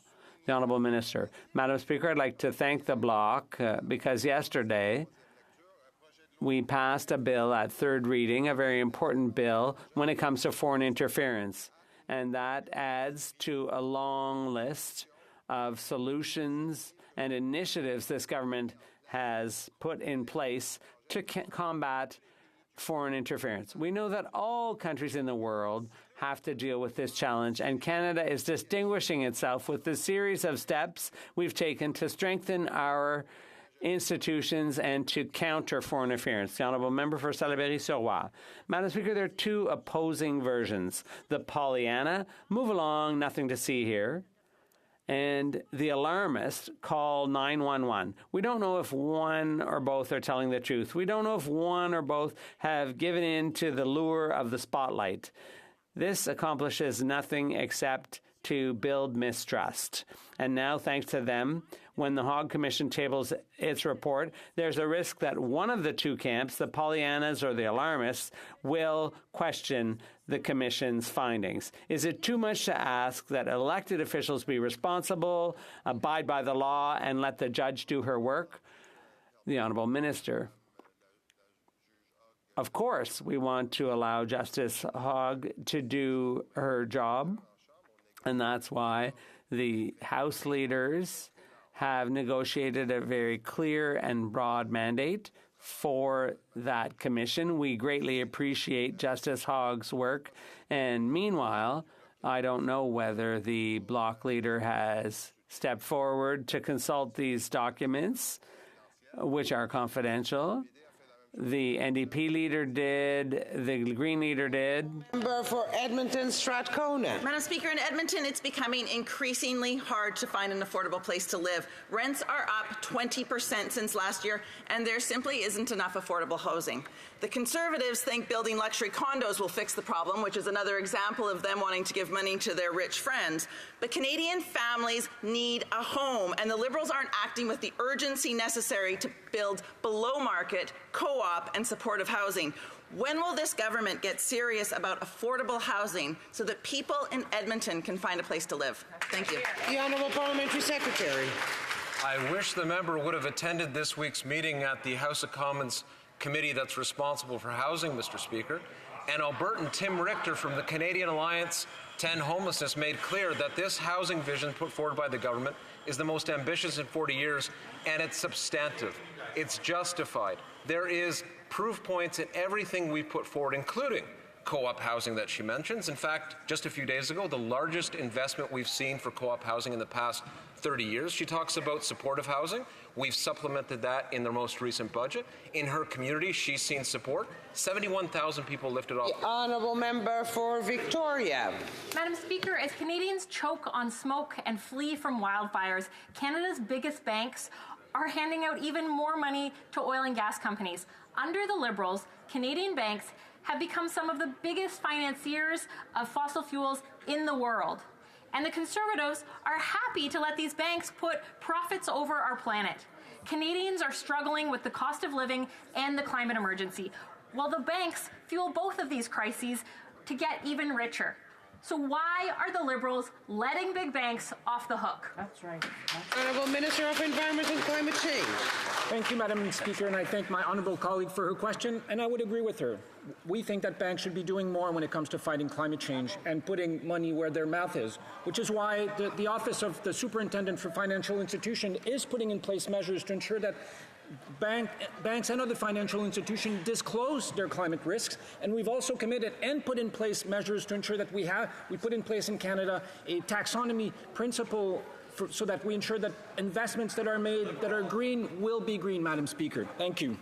The Honourable Member for Calgary, Rocky Ridge. Madam Speaker, the Liberals promised to be the most open and transparent government in history and said data paid for by Canadians belongs to Canadians. Well, that promise is just a sick joke after 9 years of secrecy and cover-ups. Yesterday, Common Sense Conservatives forced the NDP Liberal government to release some of the data that they had been suppressing, which proves that the carbon tax costs every Canadian family nearly $2,000. The Environment Minister has misled Canadians. When will he resign? The Honourable Minister of Environment and Climate Change. Thank you, Madam Speaker. I think that the people who should resign are the people who have hundreds of times voted against providing Canadians with clean air, clean water, protecting the environment. Not tens of times, hundreds of times, Madam Speaker. If anyone should resign in this House, it is these people. 8 out of 10 Canadians are better off because of carbon pricing, where the federal program applies. We're helping Canadians. We're fighting climate change. They're doing none of that. The member for Calgary, Rocky Ridge. Well, Madam Speaker, this government only does the right thing when they get caught. They only disclose this information because Conservatives forced them to. This NDP government put a gag order on the Parliamentary Budget Officer because they didn't want Canadians to know the economic cost of the carbon tax. Per capita GDP is falling. The carbon tax makes life more expensive, proving that this Prime Minister is not worth the cost. The Environment Minister has misled Canadians by hiding the truth. When will he resign? Yes. Honourable Minister of Innovation.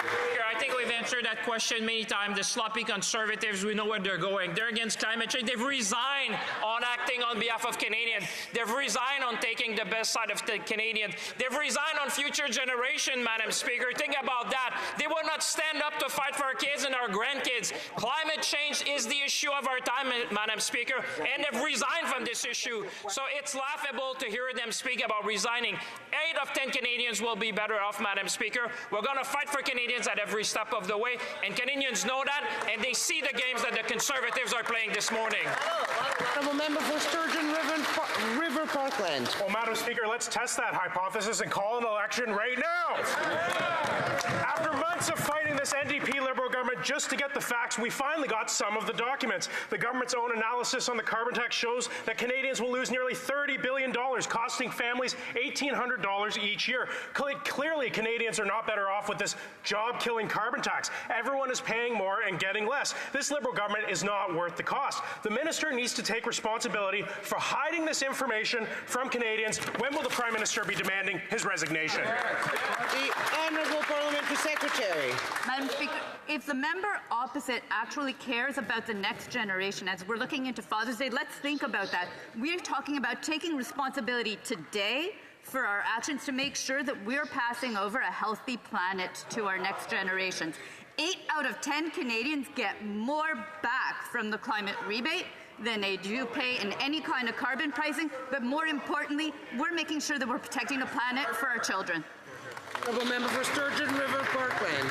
Well, Madam Speaker, if that was true, why is this NDP Liberal government working so hard to cover up the documents that prove them wrong? It was only Common Sense Conservatives who forced this NDP Liberal government to reveal the truth, and the Liberals tried to discredit our own budget watchdog. But it was revealed that they were hiding the true cost of their carbon tax with secret documents and gag orders. These Liberals can run, but they can't hide from the true cost of their inflationary carbon tax. Canadians will lose nearly $30 billion a year. That's $1,800 for each Canadian family. The minister needs to face the consequences for this cover-up. When will the Prime Minister demand his resignation? The Honourable Leader of the Government in the House. Madam Speaker, this Environment Minister is the first Environment Minister in history to put forward a credible plan to meet our 2050 net zero objectives and our Paris commitments. That member, you know what he should do? You know what they preferred, which would have remained secret? His premier, who scoured toured the universe, looked on the internet, got out his calculator, did all of that analysis that Scott Moe does, and said, you know what? The price on pollution is the cheapest way to go about fighting climate change and putting money in people's... The honourable member for Regina Wascana. Madam Speaker, after 9 years of this Liberal NDP government, this Prime Minister is not worth the cost or the cover-ups. The Environment Minister has been saying all along that the carbon tax wouldn't cost us any money, or that it would even make money. But now we know the economy will lose $30.5 billion per year, or $1,800 per family, because of the carbon tax. Madam Speaker, when will the Environment Minister resign? Good question. The Honourable Parliamentary Secretary. Clear, Madam Speaker, that question's been answered numerous times, but it's no surprise that Conservatives don't want to talk about their embarrassing vote against tax fairness. Well, Conservatives believe if you're flipping burgers, you should pay more tax than if you're flipping stocks or houses. With our plan, we're standing up for tax fairness. And let's just be clear, if you don't profit over $250,000 from an investment or the sale of an asset in a single year, you won't pay a cent more. If you make your hard-earned money on a paycheck, you won't pay a cent more. The Conservatives think hardworking Canadians pay tax on Honourable member for Regina Wascana. Madam Speaker, when the Parliamentary Budget Officer asked the Minister's Department to provide its internal economic analysis of the carbon tax, the response included the following sentence: I request you to ensure that this information is used for your office's internal purposes only and is not published or further distributed. This is the gag order that the extremist Environment Minister placed on the Parliamentary Budget Officer, and this is why the Environment Minister must resign. That's right. When will he do it? That's The Honourable Parliamentary Secretary. Speaker, it's clear that Conservatives don't care about the future of the planet. They don't care about tax fairness. They don't care about investments that Canadians need and rely on. They believe that if you're flipping burgers, you should pay more tax than if you're flipping homes or flipping stocks to make a living. You know, under our plan for tax fairness, if you don't profit over $250,000 from an investment or the sale of a property, you won't pay a cent more. If you make your hard-earned income on a paycheck, you won't pay a cent more. That's 99.87% of the population that won't pay a cent more. We think that the wealthiest should... The Honourable Member for Repentigny.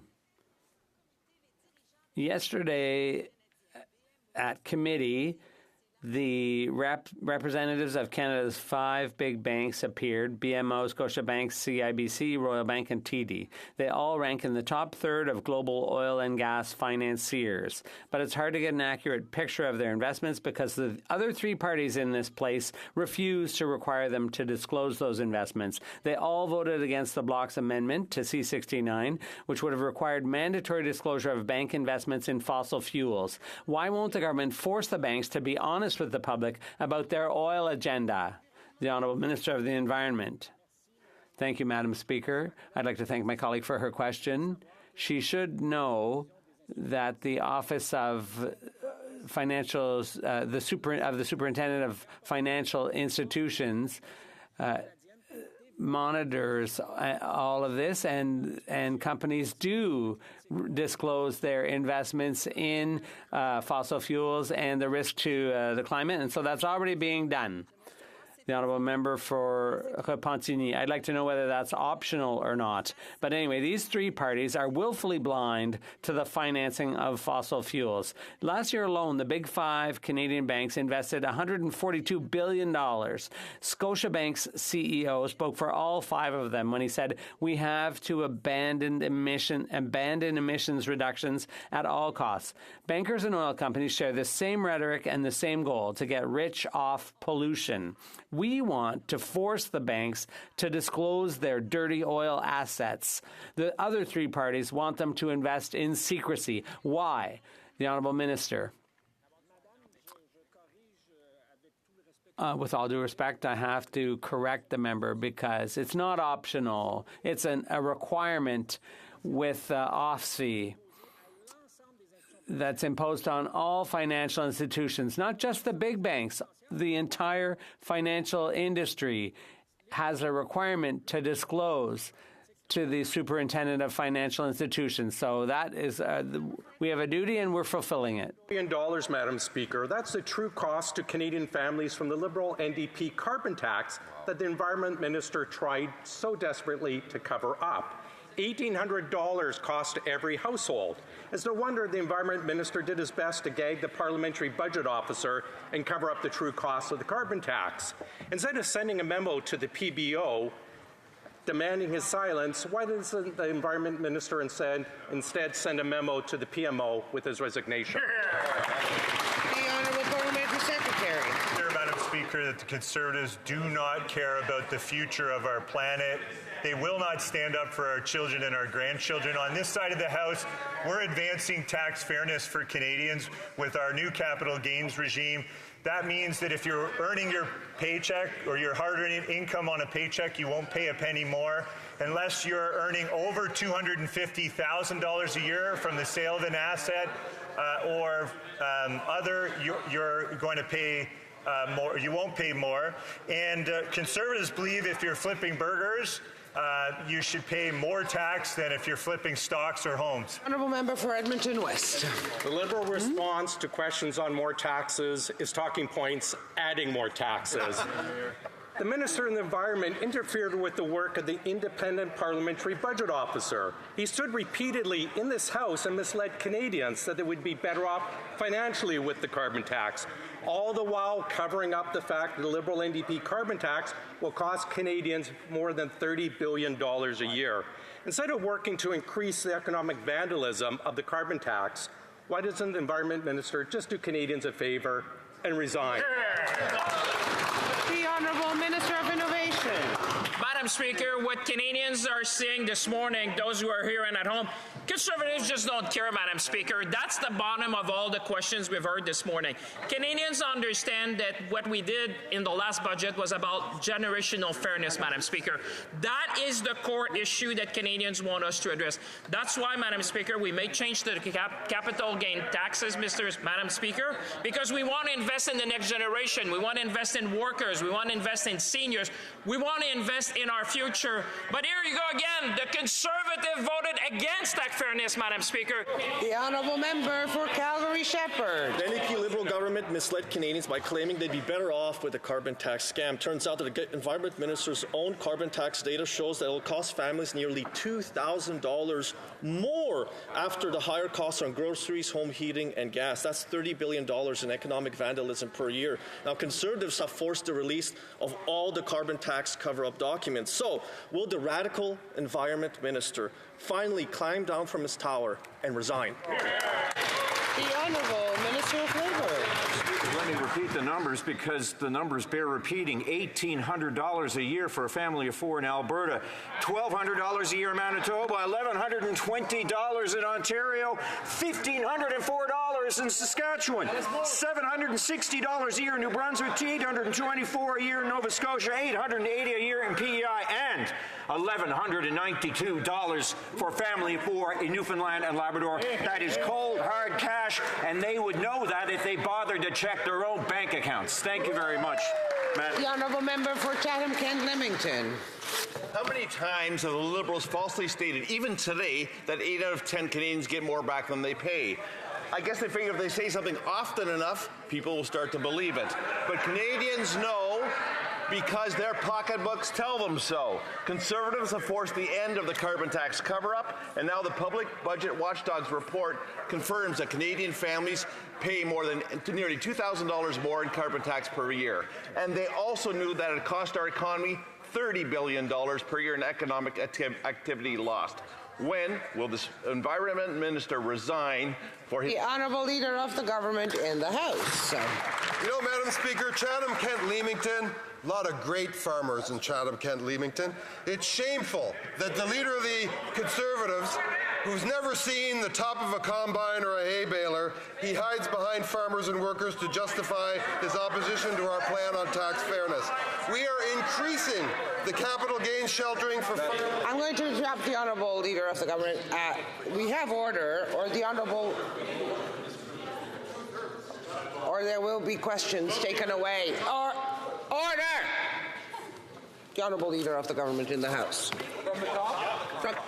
So it's shameful, Mr. Speaker. The leader of the Madam Speaker, the leader of the Conservatives has never been seen on a hay baler. He's opposing our program to give tax fairness to farmers. We are increasing the capital gains sheltering for farmers by boosting the lifetime exception for qualified farming properties to $1.25 million per owner. That member over there should be standing up and celebrating tax fairness for farmers, Madam Speaker.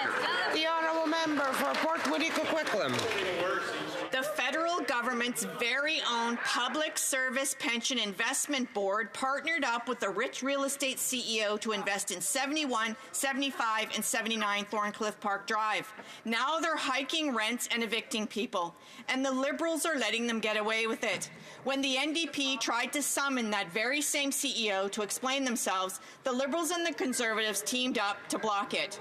Why are the Liberals partnering with rich CEOs to jack up rents and evict people from their homes?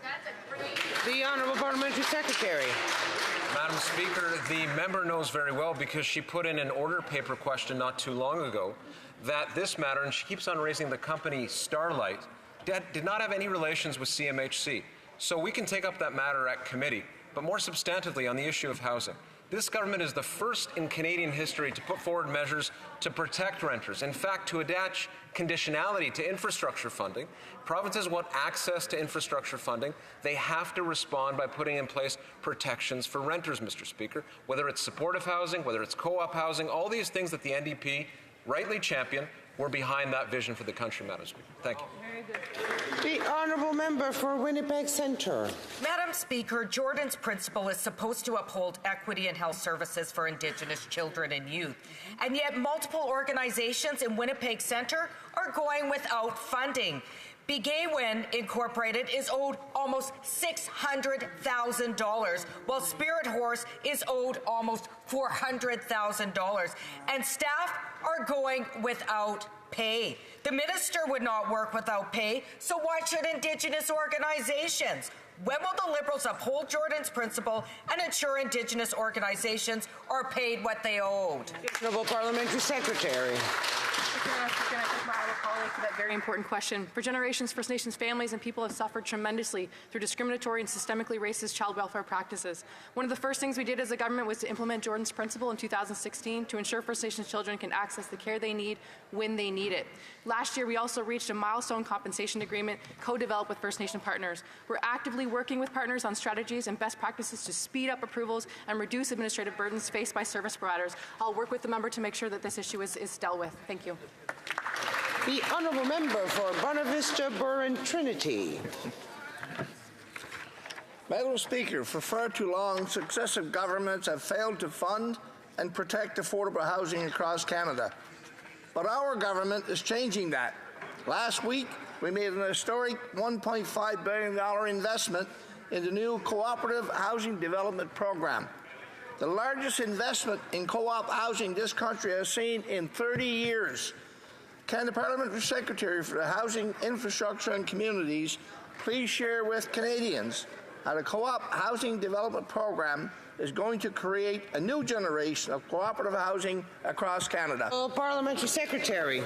Madam Speaker, as a former mayor, our colleague understands very well the place of co-op housing in communities large and small. 250,000 Canadians live in co-ops, Madam Speaker.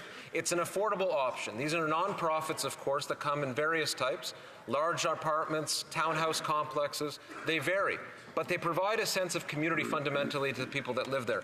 The Leader of the Opposition insulted those 250,000 Canadians by calling it Soviet-style housing, Madam Speaker. Soviet-style housing. He styles himself as some sort of student of history. He should read his history. He should come up with a housing plan that actually makes sense. They have no vision because they don't care. A member for South Shore St. Margaret's. Last night, the Auditor General revealed that the Prime Minister's hand-picked Liberal cronies running the billion-dollar Green Slush Fund gave companies they owned not $76 million that was revealed last week, but actually $319 million of taxpayer money.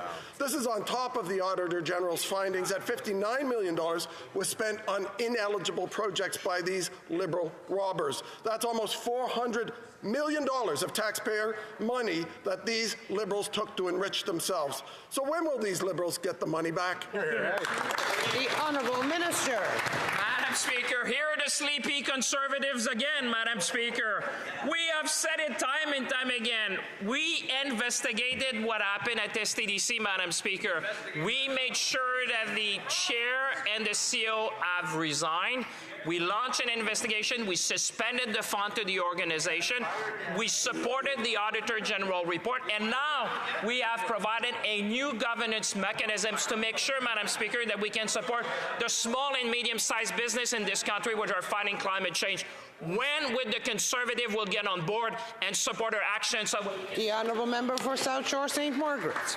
This Liberal minister was sleeping at the switch as he sat idly by for 5 years and did absolutely nothing as Liberals stole $400 million of taxpayer money. It took a Conservative motion in this House passed to send documents for these corrupt Liberals to the RCMP with the vote against from the Liberals. The Liberal hacks broke 2 laws, and their lobbyists, the Minister of Environment, joined the Minister of Industry in the getaway car as they funneled $400 million to themselves.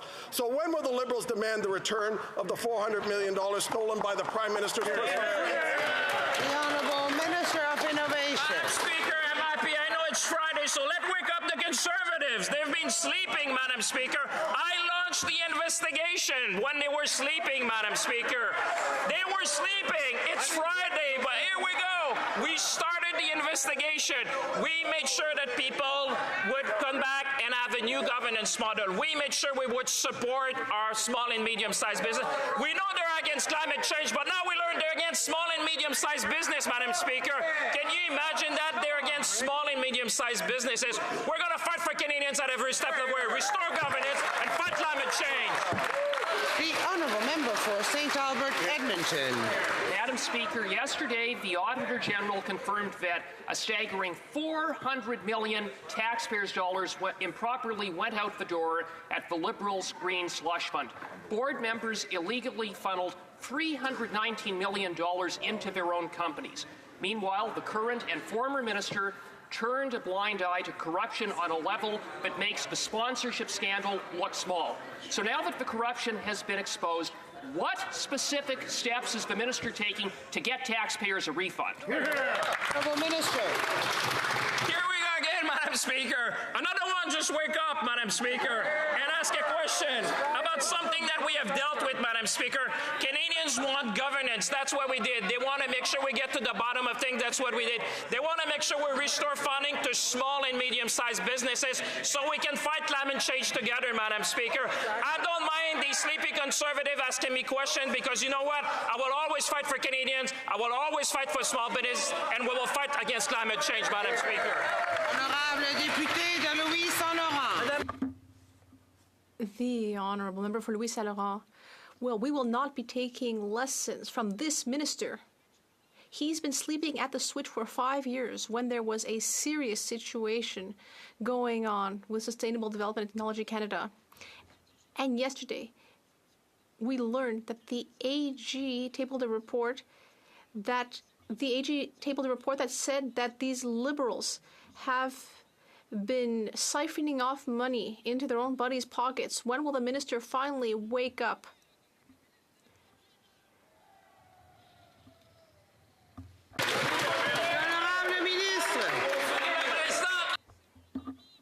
The Honourable Minister, my friend for Louis-Saint-Laurent, is finally waking up in French this time. I know it's Friday, but people seem to be finally waking up. As I said in English, we launched an inquiry, Madam Speaker, to ensure we have appropriate governance within this important organization. The chair of the board resigned. We have suspended funding. We have proposed a new kind of governance, and on this side of the House, we will always fight for small and medium businesses. We will fight climate change. And, Madam Speaker, we will be supporting our businesses. The Honourable Member for Abitibi-Baie-James-Nunavik EU. Madam Speaker, all of our regions deserve support in fighting fire. In the supplementary estimates, Ottawa has increased the budget for the Pacific Economic Development Agency to rebuild Lytton in BC, which was destroyed by fires in 2021. We want people in Lytton to be able to rebuild their lives. And last summer, we also had fires in our regions. In Quebec, 4.3 million hectares of forest burned. That's more than the surface area of Switzerland. Will other economic development agencies also receive a similar level of assistance? The Honourable Minister of the Environment. I'd like to thank my colleague for her question. As she probably saw in the budget, we have once again invested additional sums this year in the budget to help us face fire. By the end of the year, we will have trained 1,000 firefighters throughout the country. We are working with our partners in the provinces and territories. We're working with the international community to ensure that we will do as much as possible to face wildfire. And preparing for fire also means fighting climate change, which is something that the Conservatives don't seem to understand. The Honourable Member. Well, my riding, Abitibi James Nunavik EU, was the riding that was the most affected by these fires, with more than 1 million hectares that went up in smoke. We all remember how courageous people were. They fought to save their municipalities and homes. And so we feel a great deal of empathy for people from Lytton, because we know the horrible things they experienced. We're simply asking for fair treatment here.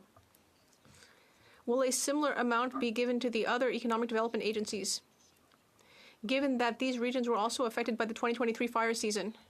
The Honourable Minister of the Environment. Madam Speaker, not only we have invested additional amounts in the budget to increase our capacity to face fire, but also last year we created the first climate change adaptation plan in the history of the country. The first one. We worked with all of the provincial and territorial governments. We're working with municipalities and Indigenous communities. We're bringing in measures to help our communities to better prepare for climate change.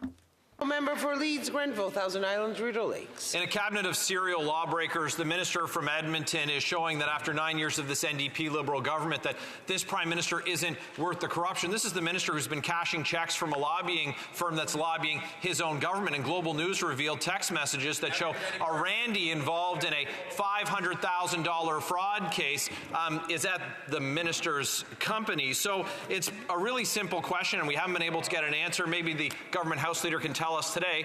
Why won't they tell us what Randy's last name is? Honourable Leader of the Government in the House. Madam Speaker, as this member well knows and has been repeated many times, the minister took an hour to answer the questions coming from, among others, the honourable colleague across. He has lives under the most stringent conflict of interest and ethics guidelines in the world, and he's completely answered all of the questions that have been posed, Madam Speaker.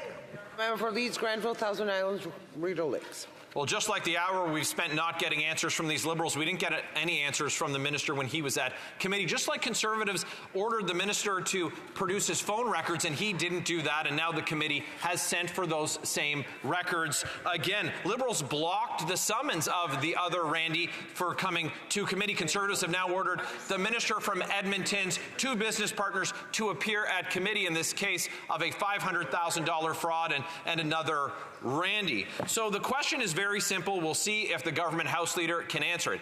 Is the other Randy at Sunnyvale having a cheeseburger picnic, or is he in cabinet with this Prime? Honourable Leader of the Government in the House. You know, Madam Speaker, in an age of climate change, in an age of ensuring tax fairness, in an age of a number of major issues facing the country that we continue to work on, it is amazing to me every time this minister gets up and asks a question that has been asked dozens of times in this chamber, answered dozens of times in this chamber and in committee, the minister has responded to all of that, Madam Speaker. Member for Langley, Eldergrove. After 9 years of these incompetent Liberals, 9 out of 10 middle-class Canadians are paying more in tax despite promises that only the ultra-rich will pay. Well, a lot of Canadians are surprised to hear that they are now part of the ultra-rich, like Karen, a retailer who bought her own commercial strata unit to save for her retirement. But now the Liberals are imposing another capital gain tax on her retirement nest egg. How is this fair to retailers, to entrepreneurs like Karen, who just want to work hard, make a good living, and save for their retirement? The Honourable Parliamentary Secretary. Thank you, Madam Speaker. Let's review the Conservatives' record. In 2015, when our government proposed to raise taxes on the 1% and cut it for everyone else, the Conservatives voted against. When our government implemented carbon pricing that put more money in 8 out of 10 families' pockets, ensuring everyone but the wealthiest were better off, the Conservatives voted against. And when our government asked those who profit over $250,000 per year to contribute more, just a little bit more, the Conservative leader and his party votes against. Let's just be honest with Canadians, Mr. Speaker. Fairness is just not a Conservative value. Member for Coquitlam, Port Coquitlam.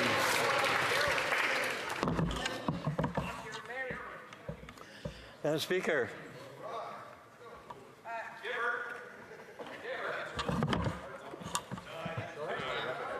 supportive housing projects across Canada are critical to people's well-being. They provide people a safe place to live and to access many services. Having a place to call home is also critical for the path to recovery for people struggling with substance use. Investing in supportive housing is therefore key to addressing the overdose crisis. Under a Conservative government, we would see cuts to supportive housing. Can the Minister of Mental Health and Addictions tell the House about investments our government is making in supportive housing? The Honourable Minister. Thank you, Madam Speaker. Madam Speaker, building and supporting low barrier access to housing is at the core of our response to the overdose crisis. For example, we're supporting Northreach Society project in Alberta, where they provide treatment and mental health services to tenants. Or I could add the Neighbourhood Group Community Services Project in Toronto so that they can train tenants in overdose prevention and response services. Madam Speaker, we are investing in projects like this across the country to support the most vulnerable among us. And we are steadfast in that commitment to support housing solutions that respond to the needs. The Honourable Member for Pitt Meadows, Maple Ridge. Madam Speaker, after 9 years of this Prime Minister, Canada is going through the worst decline in living standards in 40 years. I recently spoke to a local mortgage broker. He told me that since the budget was announced, a dozen doctors have contacted him about closing their practices and moving to the United States. This is terrible for Canadians, as millions are without a family doctor. Can't this reckless NDP Liberal government recognize that their excessive taxation is driving out healthcare professionals from our country? Great question. The Honourable Parliamentary Secretary. Well, thank you very much, Speaker. One thing is absolutely clear, is that the Conservatives do not care. They do not care about Canadians. What they want to make sure is that they keep giving tax breaks to the ultra wealthy in this country. At the same time, cut programs for Canadians that Canadians rely on. What is clear today is that the Conservatives will cut the Canadian dental care program that is right now serving 200,000 seniors across this country with oral health care. What they will cut is the farmer care program so a woman doesn't get contraception. Honourable Member for Lanark, Frontenac, Kingston. Madam Speaker, Health Canada's Priority Review Status Program exists to allow the expedited review of new, potentially life-saving therapies. Qualifying drug submissions are able to seek approval for therapeutic use in advance of other less urgent therapies. Health Canada's posted time frame for this expedited process is a target of 180 calendar days. So, how often is Health Canada meeting this target? And how often has this target been missed in each of the years since the Priority Review Program was established? Great question. Honourable Minister, Parliamentary Secretary. Speaker, and I want to thank the member opposite again for asking a really important question.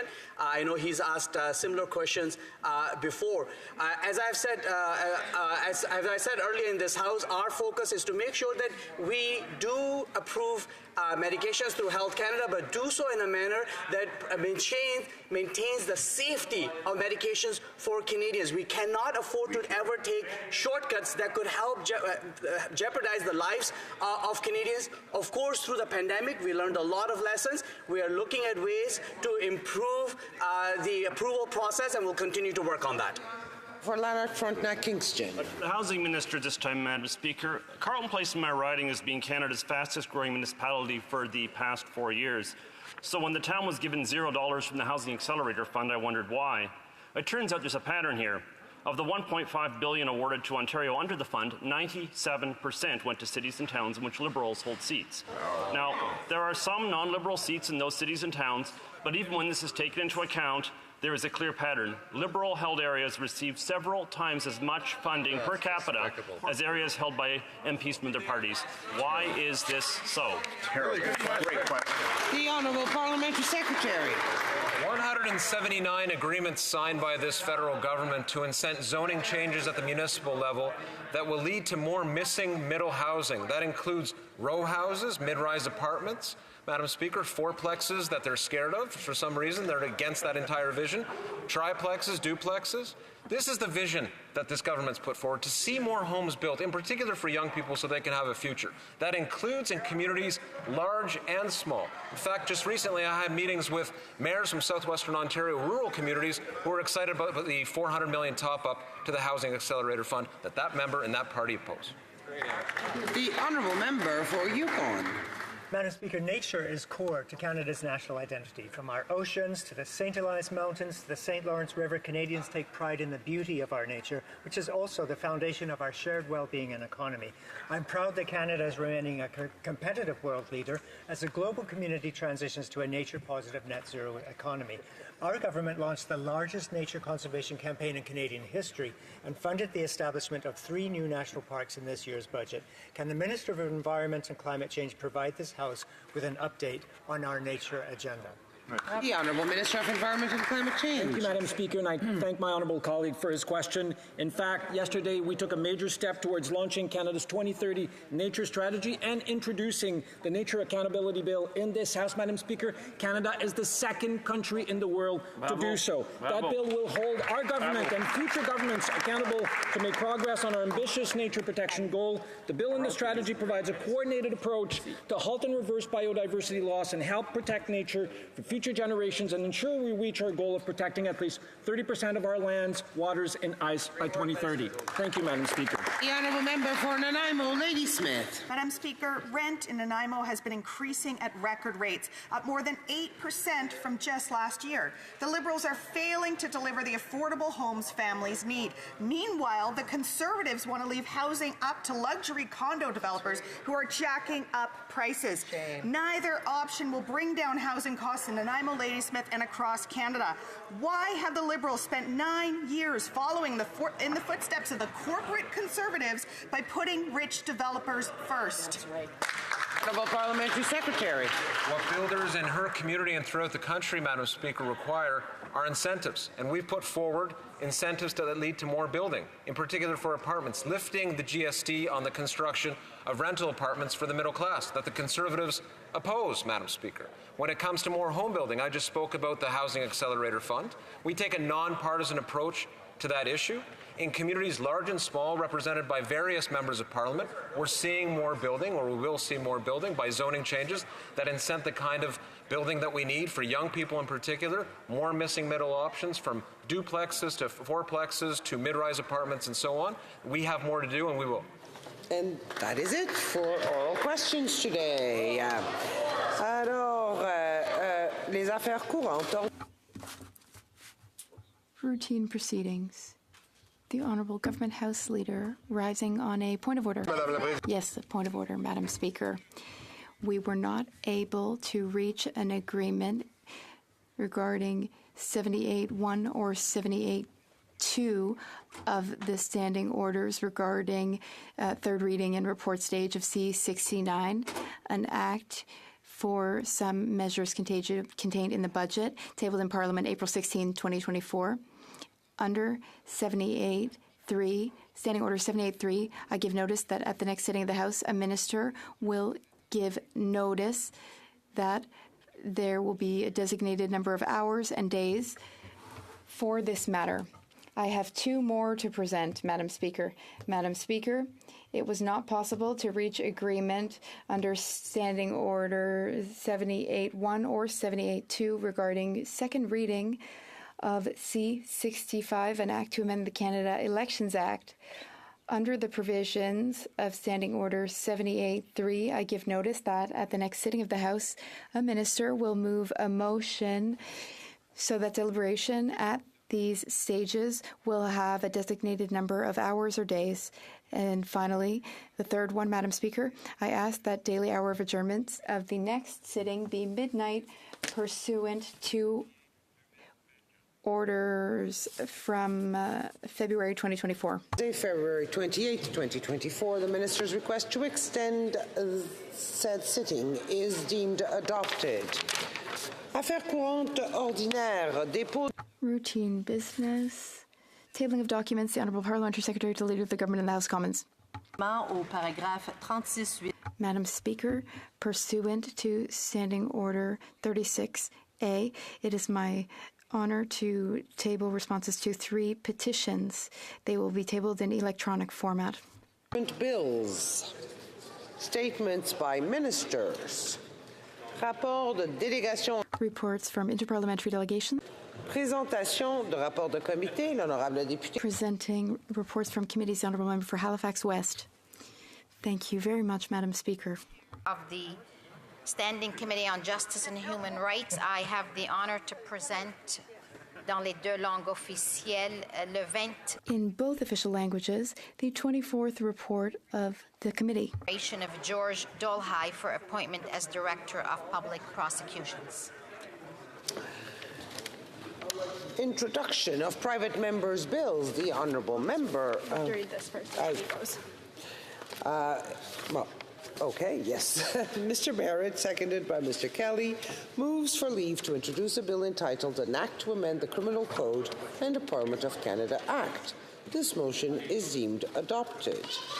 The honourable member for Leeds Granville, Thousand Islands, Rideau Lakes, a succinct explanation. Madam Speaker, the Penalties for Perjury Act is a mechanism to restore Canadians' confidence in our democratic institutions. It would do 2 critical things. One, it would impose a mandatory minimum penalty under the Criminal Code for perjury before a House of Parliament. And second, would allow Parliament to impose a fine of up to $50,000 for a contempt against a House of Parliament. This is incredibly important in the context that we've seen of the Prime Minister's $60 million Arrive scam and contempt that's been found before this House. Common sense Conservatives, Madam Speaker, will stop the crime and restore accountability to Canada's Parliament.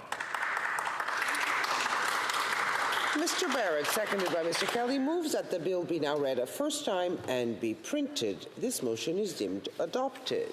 First reading of this bill, première lecture de ce projet de loi. When shall the bill be read a second time? At the next sitting of the House.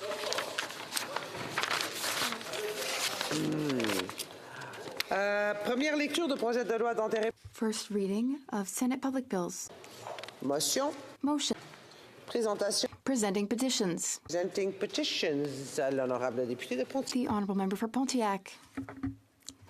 Madam Speaker, I have the honour to present to you a very important petition.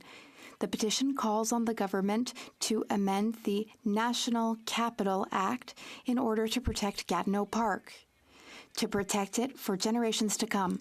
By the Canadian Parks and Wilderness Society, the Ottawa chapter.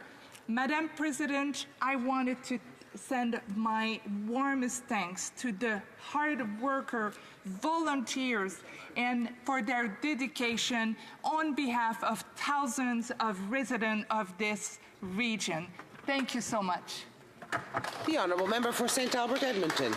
Thank you, Madam Speaker. I rise to present 2 petitions. The first is from petitioners who observe the gross human rights violations being perpetrated by the Chinese Communist regime against Falun Gong practitioners. Petitioners call on the government to invoke Magnitsky sanctions on the perpetrators of these human rights abuses and to refuse immigration or visitor visa to those who are persecuting the Falun Gong in China. The second petition is from Canadians who are calling on the government to use all legislative tools available, including invoking the notwithstanding clause, to override the Supreme Court of Canada's unjust decision in Bissonnette that struck down a very reasonable law passed by the Harper government that gave judges the flexibility and the discretion to impose consecutive sentencing to some of Canada's worst murderers. Thank you, Madam Speaker. Presenting petitions, the Honourable Member for Edmonton Strathcona. Madam Speaker, and I do have two petitions that I will be sharing today. The first petition is signed by over 1,000 Canadians, and it is in response to Russia's genocide against the Ukrainian people. These citizens are calling on the Government of Canada to put the Russian Federation on the list of foreign supporters of terrorism. My second petition is also with regards to the illegal invasion of Ukraine and the people that have come from Ukraine to Canada. This petition, signed by hundreds of Canadians, talks a lot about the thousands of Ukrainians who've come to Canada to escape the war in Ukraine and calls on Canada to allow Ukrainians working in apprenticeship programs to qualify for permanent residency. Thank you very much, Madam Speaker. Presenting petitions, the Honourable Member for Kelowna Lake Country. Thank you, Madam Speaker. I have 3 petitions to table today, and I will be brief. So the first petition that I'm tabling is on behalf of members of Kelowna Lake Country and our region. And they talk about the radical decriminalization experiment that has failed, with overdoses increasing to rise at... Actually, I'll start over. I'm tabling a petition today which is calling on the government to immediately end their failed and radical drug decriminalization experiment in British Columbia, stop spending taxpayer dollars on dangerous drugs, and instead fund treatment and recovery programs to bring our loved ones home drug-free. The second petition that I'm tabling today talks about no airline currently providing direct flight services between Vancouver, British Columbia, and Amritsar, Punjab, a logical route with the shortest physical distance. Reducing the kilometers needlessly traveled will reduce trip length and improve passenger experience, and also save fuel and significantly reduce carbon emissions. And so they are calling on the Government of Canada to leverage its ownership of Air Canada shares to encourage the company to explore the implementation of direct flights between Vancouver, British Columbia, and Amritsar, Punjab, should such a route become viable. And the third petition that I'm tabling today, Madam Speaker, discusses Immigration, Refugees and Citizenship Canada having clearly outlined service standards publicly available on their website, outlining in business days the length of time IRCC expects to process applications such as work permits, temporary passport applications, or certificates of identity, among other things. And in the 2022-2023 fiscal year, IRCC consistently failed to meet their own stated targets, with only 50% of publicly stated targets met. So the petitioners are calling on the Government of Canada to immediately take action and ensure that Immigration, Refugees and Citizenship Canada meet or exceed their service standards in all categories of application. Thank you, Madam Speaker. Honourable Member for London Fanshawe. Thank you, Madam Speaker, and I would like to present a petition on behalf of folks who are concerned about the fact that the Federal Defense Department uses live piglets in training exercises. They hurt them and treat them poorly. There's been quite a lot of concern in terms of the treatment of these animals, and it's unnecessary in their opinion. They're calling on the Minister of National Defense to end the use of animals in the military medical training program. Thank you, Madam Speaker. Presenting petitions. Questions on the order paper. L'honorable secrétaire parlementaire du ministre. The Honourable Parliamentary Secretary to the Defence Minister. Will be answered today. 2599, 2601, 2608, 2610 to 2612, and 2016. And furthermore, Madame la Présidente, if the responses to question number 2600, 2602 to 2607, 2609, 2613 to 2615, 2617, and 2618 could be made orders for return, these returns would be tabled in an electronic format immediately. Is it the pleasure of the House that the aforementioned questions be made orders for return and that they be tabled immediately? Agreed and so ordered. The Honourable Parliamentary Secretary. Finalement, Madame la Présidente, je suis... Madam Speaker, I suggest that all other questions be allowed to stand. In agreement? Yes.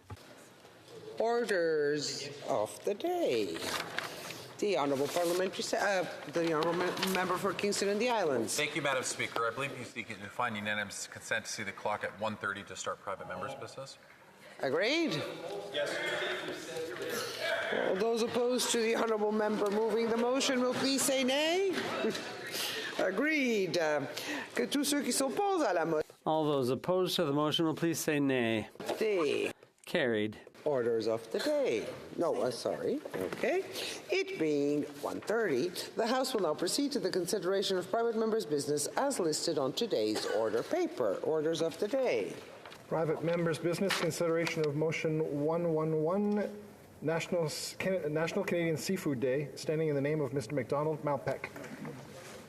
Mr. MacDonald Malpeque, seconded by Mr. Kellaway, moves that, in the opinion of the House, the government should designate the first day in October every year as National Canadian Seafood Day in recognition of the significant contributions of Canada's fish harvesters and their families from coast to coast, all the processors who help deliver world-class products that are enjoyed domestically and internationally, and all those who work in the seafood industry, which is a vital employment and economic driver in so many coastal communities across Canada. Debate. The Honourable Member for Malpeque.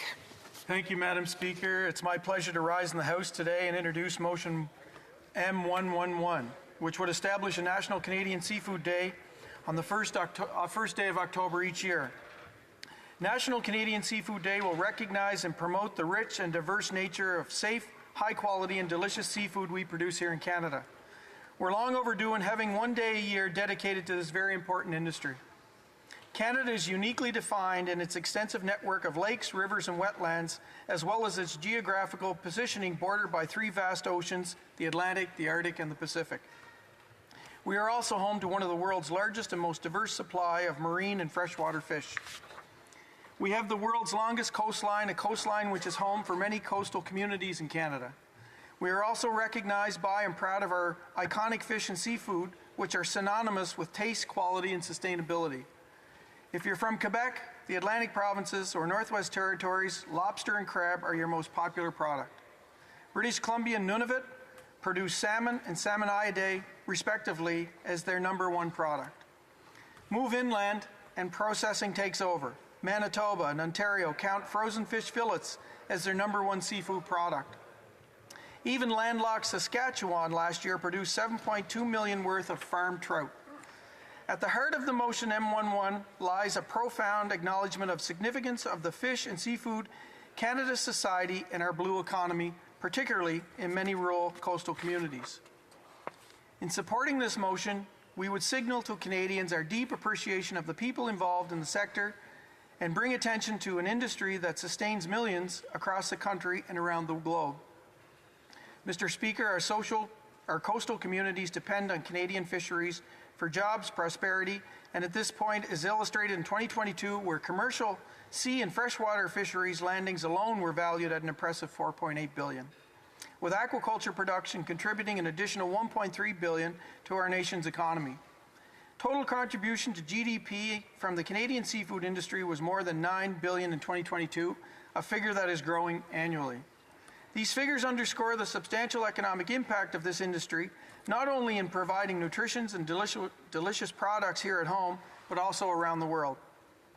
More than just representing the products we ship abroad, this data represents the bread and butter put on Canadian tables through the hard work of those in this sector.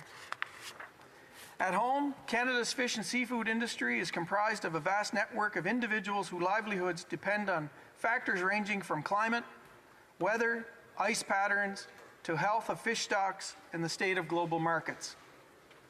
From fish harvesters navigating the icy waters of Atlantic to processors meticulously preparing seafood products for markets, over 72,000 Canadians are directly employed with this sector. This includes more than 50,000 individuals in commercial fisheries and an additional more than 20,000 in seafood product preparation and packaging. Mr. Speaker, fish and seafood also play a vital role in the economic livelihoods of many Indigenous communities. Commercial fishing, subsistence harvesting, and processing provide employment opportunities that generate income for Indigenous fish harvesters, processors, and entrepreneurs. Across our country, hardworking individuals engage in meaningful employment within the sector, sustaining livelihoods along the supply chain and fostering economic growth in communities from coast to coast to coast, while also playing a critical role in ensuring the quality and sustainability and safety of our seafood products. Beyond those roles, and countless others are employed in spin-off industries such as transportation, retail, tourism, all of which are sustained by the demand for sustainable harvested fish and seafood products. The overall economic impact of fish and seafood reverberates far beyond the shores of our coastal communities, extending into urban centers and rural areas alike. These individuals are the backbone of our fish and seafood industry, and their dedication and resilience deserve to be celebrated and honored. Canada's position as one of the world's largest exporters of fish and seafood on a global stage is a testament to the quality and competitiveness of our products. In 2023, our nation's exports of fish and seafood amounted to an impressive $7.6 billion, showcasing the industry's ability to thrive in international markets. In 2023, we sent a whopping $4.9 billion worth of fish and seafood to our largest trading partner, the United States. Our friends to the south of the border love our lobster, fresh or processed, our fresh crab, salmon, halibut, as well as Canadian scallops.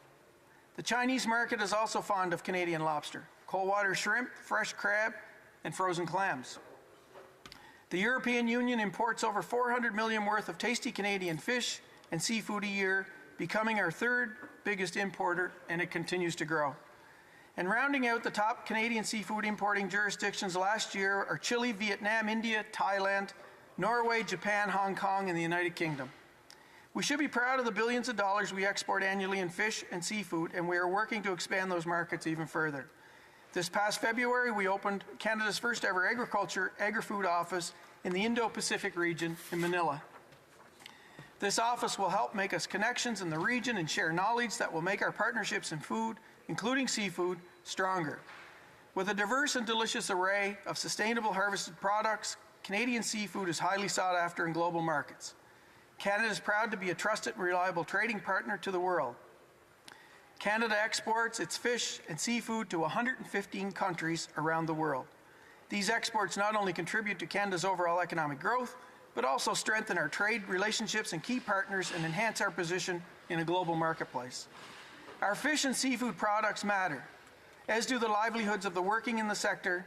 Supporting motion M11 matters. In Canada, we already have a designated Agriculture Day, which we celebrate in February. We also celebrate the Saturday before the first Monday in August as Food Day. Furthermore, the United States celebrates October as a National Seafood Month. By designating a day to celebrate Canada's fish and seafood, we can put a spotlight on this unique and important sector and those who work within it by celebrating their significant role in our economy. So as we look forward to potentially celebrating the first annual National Canadian Seafood Day, let's continue to buy, cook, and eat Canadian seafood products. Let's take part in the celebrations, enjoy the catch of the day, and try new recipes using Canadian ingredients. Let's seek out exciting products that highlight diversity of cultures, cuisines that make up our great country. Let's recognize those behind the scenes, our fish harvesters and food entrepreneurs, who are working hard and putting forth their best ideas to solve some of the world's most pressing food security and environmental challenges. Our hardworking Canadian seafood producers and processors are leaders in innovative technologies, and their products meet the highest standards. And that's what makes Canada a trusted supplier around the world for seafood that is both high quality and sustainable. But it doesn't hurt that it's really delicious too, Mr. Speaker.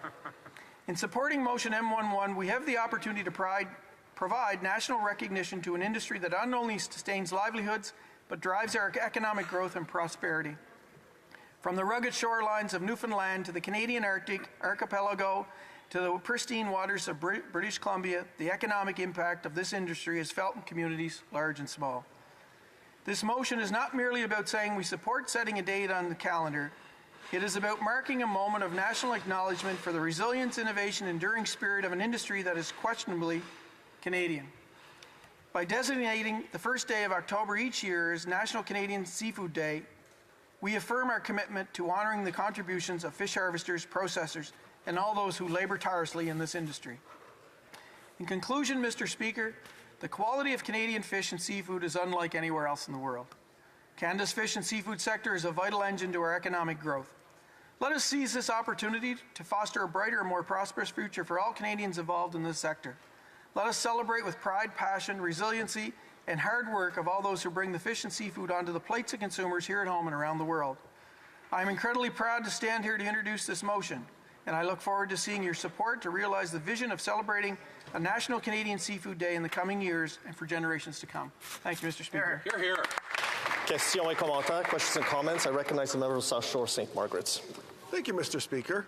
I listened intently to this great initiative, really, of the member to recognize our important seafood industry. But I'm curious, because after 9 years of this Liberal government, it seems to be the only positive thing this government's done for the sector. In fact, I would like to know from the member, we've produced a report in the Fisheries Committee that drew attention to the government of the massive biological disaster that's happening in our ocean concerning seals, pinnipeds, walruses, sea lions on the west coast, seals in the east coast, gray seals in Nova Scotia. And the government has basically ignored it. First Nations are demanding a seal hunt. We need to put things in balance. Why has this government not acted? The member from Malpeque. Thank you, Mr. Speaker, and thank you to the honourable member. Very, very important issue and very touchy issue with the fishermen, even in my riding. Mr. Speaker, my family, some of them fish, and I hear all about the seals all the time and the amount of fish they're eating. And I did attend one of the committee meetings that the honourable member was attended, and we had Maritime Fishers Union, I believe, was at the table, and we were having this discussion. And it becomes very a tricky situation when we have the Marine Mammal Protection Act in the United States, and that's where the conversation led. And we need to do more with the U.S. in regards to the seal, because we all know what happened in the mid-'80s. And we almost lost our lobster fishery, almost collapsed because of the feedback and negativity that surrounded the seal processing hunt. Thank you, Mr. Speaker. Questions and comments? Questions and commentaires. La députée pour répondre. The honourable member for Repentigny. Thank you, Mr. Speaker. I'd like to thank my colleague for his speech and also for the idea he had of creating this day that would recognize the work of people who are at the front lines of the fishing industry, and often their work goes unnoticed. But there's a lack of accountability from the department. The management is there's some mismanagement of the resource. So does my colleague think that this day will allow workers and their families to be at the forefront of their government's concerns?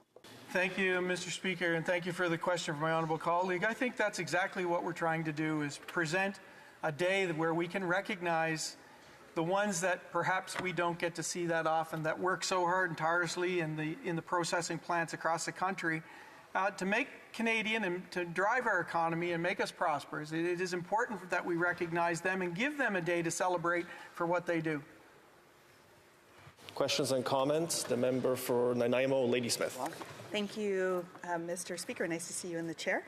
And thank you to the member.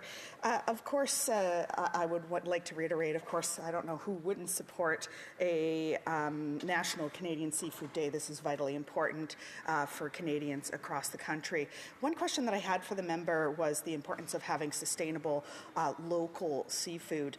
In particular, I'm thinking about the promise by Trudeau to get open net fish farms out. Just a reminder to the member, you can't refer to the last name of the Prime Minister or any member in this House.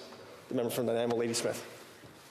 Thank you very much, Mr. Speaker. I appreciate the reminder. My apologies for that. That was an error. The Prime Minister's promise to get open net fish farms out of the West Coast waters, and specifically highlighting that there's Atlantic salmon on the west coast of Canada being farmed, which are spreading pathogens and diseases to the marine ecosystem surrounding. Does the member agree with the importance of getting those fish farms out of the water for good, looking at land-based systems and other ways that all those who are impacted can participate in sustainable seafood production? The member for Malpeque. Thank you, Mr. Speaker. This is ongoing, obviously, and there's consultations taking place as we speak, and I believe there's going to be a decision forthcoming. And I think it's important to hear both sides of this story, and we'll continue to monitor. And I believe, there's always two sides to every story, but it's something that I think that the government of the day is actually digging into, and I've heard this from, obviously, members from the West Coast in our own party as well. Thank you. Questions and comments? Le député pour... The member for Drummond. Thank you very much, Mr. Speaker. I have a quick question for my colleague. Fishermen in Gaspé and the Magdalen Islands are very frustrated about the management of quotas and fishing license. Does my colleague think a day like this will make the government more aware of the realities of fishers? I think a day like this can bring together ideas and communication. We've got a lot of things going on in the fishery across the country, and climate change, for example, is one. There's all kinds of regulated issues that we're dealing with, and I think it's important to recognize this fishery. But this is a day that maybe perhaps that we could put partisan politics aside and bring out the goodness in this industry and sector that is so important to our communities. Resuming debate, the member for South Shore St. Margaret's. Thank you, Mr. Speaker. I rise today to speak to the member for Malpeque's motion to create National Seafood Day on the first day of October. And I note, Mr. Speaker, that it's numbered motion number 111. I think that's a great number for it. I would have been happier if it was motion number 1, but 111 is a good substitute. So, because 3 times, 4 times, 5 times, this is the most important industry in our rural coastal communities on all 3 coasts. And so we will be supporting this motion. But I'd like to make a few comments of it. As I said a little earlier, I represent a very, very large fishery riding, South Shore St. Margaret's. I have more than 5,000 commercial fishermen in my community. Every possible species that you could think of that is commercially harvested is harvested in the South Shore of Nova Scotia. Of course, the most lucrative one is the best lobster in the world from lobster fishing areas 33 and 34, a winter fishery. And seafood and lobster in particular is our #1 industry in Nova Scotia. It drives our GDP. There wouldn't be any government jobs in Halifax if it wasn't for the wealth generated fishing for the food Canadians eat in the South Shore of Nova Scotia. But as much as I support this motion, as much as we support this motion, I believe it is, after 9 years, the first time this government has actually done anything positive for the seafood industry. The member from Malpeque went through the numbers of financially of what it does province by province and species by species. I would say that some of that is a declining number, because the government has pursued policies that have actually harmed the industry when they've pursued any at all. And I will start maybe by something that I've raised quite frequently over the last year, the elver fishery. And I know everybody knows what an elver is, otherwise known as a glass eel, a baby eel that swims back after being born in the Sargasso Sea to the rivers of Maine, Nova Scotia, and New Brunswick, to go up the rivers to become full-size adult-grown eels that live for about 25 years before they migrate back out to the ocean to reproduce. These are the most expensive fish we harvest in Canada, arguably in the world. $5,000 a kilogram these glass eels, elvers, cost. And it has been under attack. They're exported, by the way, live to China, where they grow them into full-size eels for food. This industry has been under attack because of the incompetence of this government. In particular, Fisheries Minister number 4, who I defeated, closed this fishery in the year 2020 in hopes that the poaching would end, and then poaching increased. Fisheries Minister number 5 last year closed the industry halfway through the season in hopes that the poaching would stop, and it increased. Fisheries number 6, Minister number 6 this year, did the same thing. So they've done the same thing 3 out of the last 4 years and expected a different result. So that's the definition of insanity, and the best way to enforce the law is to arrest the people on the river who don't have a license. And that's 74% of the rivers in the Maritimes where poachers are. They are not licensed rivers, so it's easy to identify where they are. Now, the government has ignored many great reports. I mentioned the issue of pinnipeds earlier. Those are seals, sea lions, and walruses. The Fisheries Committee of this House did an excellent unanimous report on that. And I'll tell you what some of the witnesses said. Trevor Jones, who is a fish harvester, said leadership within DFO, in its wisdom, seems to think that closing a commercial fishery, that being seals, to harvester will save and help rebuild fish stocks. But in truth, this does not. When the fishery was closed 31 years ago, the cod fishery, the ground fishery, there were about 3 million seals in Newfoundland. Now there's over 8 million seals with no harvest, and the expectation is that that fish will come back, even though 97% of the unnatural mortality in the Atlantic Ocean of fish is caused by seals. This government sits on its duff and does nothing. They only just acknowledged after 31 years last year that seals eat fish. That was a revelation to these Liberals that seals eat fish. I guess they were enjoying Alberta beef like the rest of us do. So they have a record of inaction on almost every file. Recently, only a few weeks ago, we have an issue with the endangered right whales.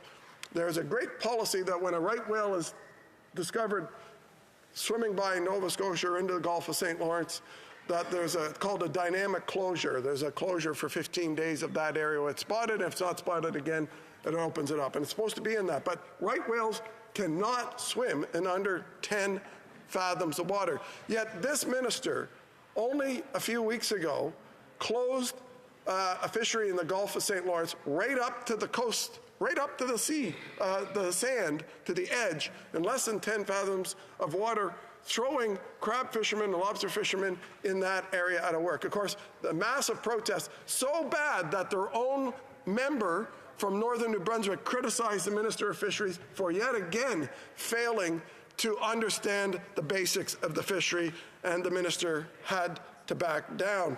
Now, this is estimated to have cost a considerable amount of money to that community, just that simple basic closure. The cost, apparently, for that minister's mistake was $40 million to this industry and to those people in that community. Although Martin Mallet of the Maritime Fishermen's Union did say it's difficult to put a price on the closure cost-wise, but for 2 weeks, depending on the number of fishermen, you can easily go into a few $1 million worth of lost revenues. They don't go into the water under 10 fathoms yet. The minister thought, well, let's close that and put people out of work. Yet again, another failure by this government.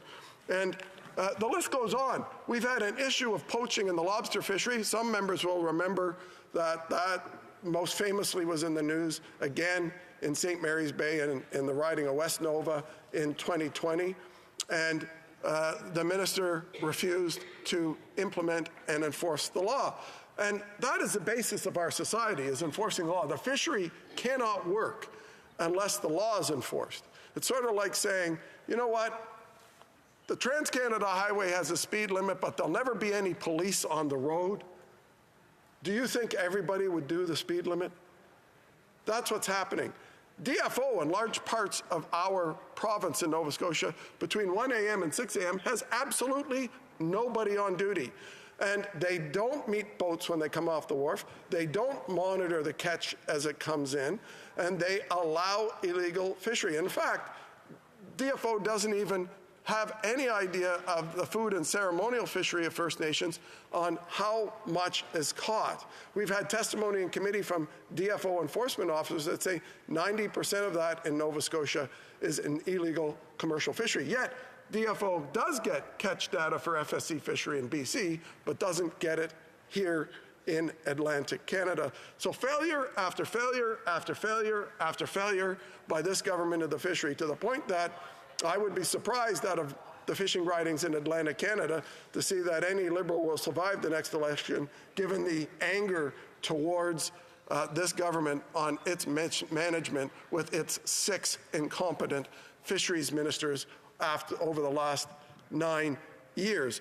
Again and again and again, when we're asked by the committee unanimously for the government to act, the government ignores what it does. And we've raised these issues with the parliamentary secretary, who I see is in the House, but still nothing seems to happen on the Elver fishery, the lobster fishery enforcement, the many other fisheries that our communities depend on. So I would ask that while we do celebrate the fishery, one day is not enough. I would like this government to celebrate the commercial fishery every single day and do their job. And their job in the oldest department in this government is to ensure the sustainable growth of a commercial fishery for generation after generation after generation. Yet they're introducing marine protected areas in areas where nothing needs to be protected. They can't even produce the science in those areas that shows something is endangered, and that cause of that endangerment is actually commercial fishery. I've asked the government questions on that. I've asked them to provide the documents on these things, and they cannot do it because they're making this stuff up as they go along, and as they do this, they harm the day-to-day fisheries and the rural communities in our country that depend on the fishery. So while we support it, we ask them to start doing a better job and pay attention to what fishermen are saying and what needs to be done. Resuming debate, the Honourable Member for Repentigny. Thank you, Madam Speaker. I am very happy to see you in the chair today. Our party will certainly be voting in favor of the motion moved by the member from Malpeque, Prince Edward Island.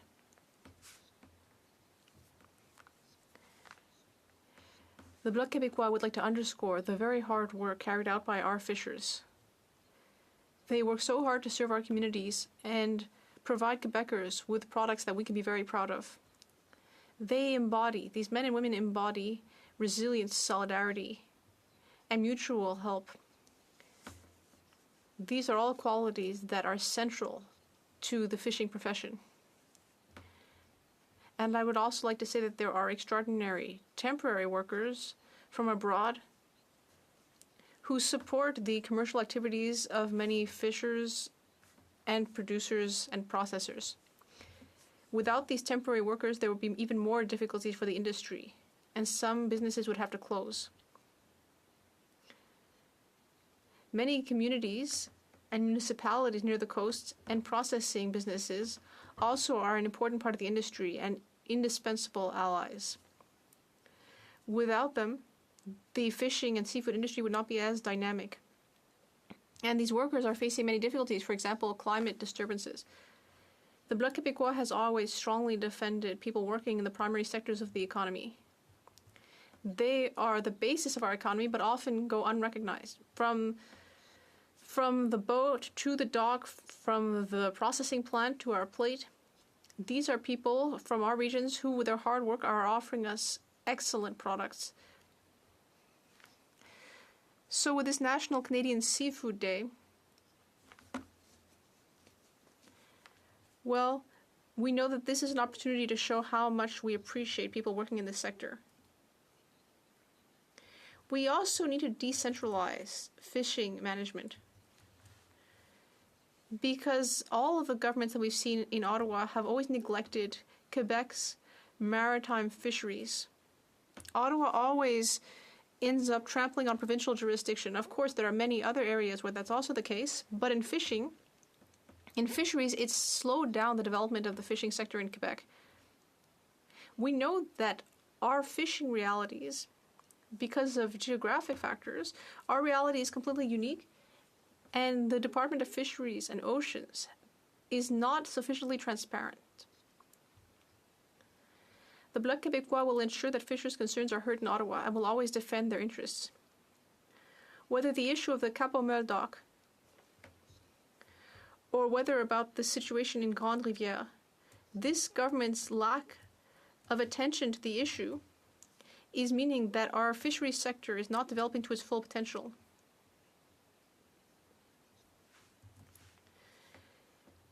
Jean Garon, a Minister of Agriculture under René Lévesque, said that there is no aspect of Quebec's economic or social life that has been as harmed by our belonging to Canada as the sector of fisheries. And that has not changed since the time of René Lévesque. Now let me talk about how the Department of Fisheries and Oceans has harmed cod and shrimp stocks. These species have various natural predators, like redfish and seals, and they have also been exposed to the heating of the oceans, and the government does not know how these various factors are affecting the mortality that these species are experiencing. But we know that DFO's decisions have harmed these species. For example, the redfish moratorium from 1995. This moratorium was initially to discourage the use of certain types of ships on the St. Lawrence and in the Gulf. And at the time, redfish were practically extinct. But since then, things have changed and the moratorium should have been removed.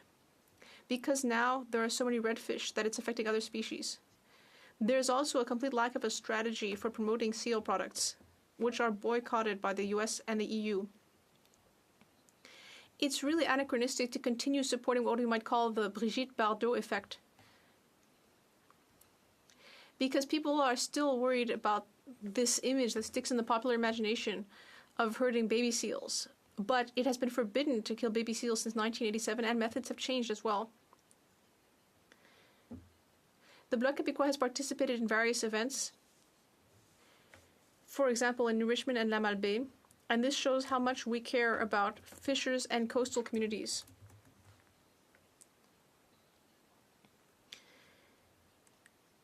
Now, the federal government is telling shrimp and cod fishers that they should just transition to redfish. There are plenty of redfish. All right, that's all very well, because there are a lot of redfish because of the moratorium, the very mismanaged moratorium that I mentioned earlier, but people will need to adapt their equipment and processing. But there are no funds to help people, and no program for license buybacks. According to experts, if we want that decision to really make sense, shrimp fishers should be able to fish 60 or 80,000 tons of redfish, or they should be able to change their license, but that has not been thought through. So the member across the way tabled a motion to celebrate the fishing sector, the hard workers and processors. That's all very well, but his party's mismanagement of the sector is partly responsible for the problems that fishers are facing at the moment. Yes, this government increased by 10% the fisheries, the quota for redfish, but it also has increased quotas for offshore fishing by 60%. But there are significant environmental impacts because of that, because these are giant ships which end up trawling and dragging the seafloor to catch the bottom feeders, and they also end up catching a lot of other species in their nets. There's a lot of bycatch, and that's a real problem. It's all very well to have offered compensation when the cod fishery was closed, but when it comes to these offshore fishers, they are allowed to fish for cod, whereas all other fish need to throw the fish back, and there's a lot of bycatch again. I would just give you a piece of data here. The approximate price for a pound of redfish is about 35 cents, but meanwhile, halibut is being sold at $5.50 a pound. So clearly, accidental fishing is quite profitable. And the Atlantic Groundfish Council has received a contract for cartography. The ship used is 63 meters long, and it is fishing in the Atlantic Ocean off the Canadian coast, And because it's fishing for groundfish, it can harm the seafloor and destroy some ecosystems. So why this contract? Well, you'd think the government would have expertise on this because of the Coast Guard. The Coast Guard could be asked to do this work. But no, because the Coast Guard's ship goes back to 1982 and is currently being repaired. So the Bloc Québécois would like for our maritime regions in Quebec to be better developed. There should be more of a focus on food sovereignty. The Bloc Québécois regularly meets with stakeholders in the fishery sector in Quebec, and we will continue to support them strongly. Madame la Présidente. Resuming debate, the Honourable Member for Nanaimo Ladysmith. Thank you, Madam Speaker. I'm happy to rise today on a topic that very much impacts all of us across Canada. I'm happy to be the NDP critic for Fisheries and Oceans and to participate as a member of the Fisheries and Oceans Committee and to reinforce the importance of us taking the time to acknowledge the important work of fishers across Canada. Now, for those reasons, of course, and many others, I'm more than happy to support a motion for us to move forward with declaring, now let me just remember, the government should designate October 1st as National Canadian Seafood Day. Who can disagree with that? So, of course, we'll be supporting that. We know that fishers, harvesters, processors, and other sector workers, as I just mentioned, Madam Speaker, across the country deserve to have the recognition of a National Canadian Seafood Day. It's an industry that supports communities, contributes to food security, generates economic opportunities and well-being for Canadians. Madam Speaker, I know I've mentioned this before in the House, but I think it's particularly applicable to what we're talking about today. I'm originally from St. John's, Newfoundland. I, of course, now am honored to live in Nanaimo, British Columbia, on the West Coast, two coastal communities very much impacted by what is happening in the fisheries. Now, the reason why my family ended up moving from St. John's, Newfoundland to the West Coast, where our roots are now, where our home is now, I should say, was because of the cod moratorium. Now, although my family were not fishers, we were very much impacted economically by the implications of the cod collapse. And so I want to reinforce that because I know that my story and the reasons why my family packed up their car, sold everything, and drove from one side of Canada to the other, I know that my story is not an individual one. I hear from so many across the country who are deeply impacted by what is happening along our coasts and the ability to participate in a highly sustainable food source for Canadians across the country. Now, fishers across the country do so much to support us in providing us with sustainable food choices. We need to be doing all we can to support them. We know that our fisheries are particularly hard hit right now with the climate crisis, with waters warming. There are so many species around Canada that are impacted.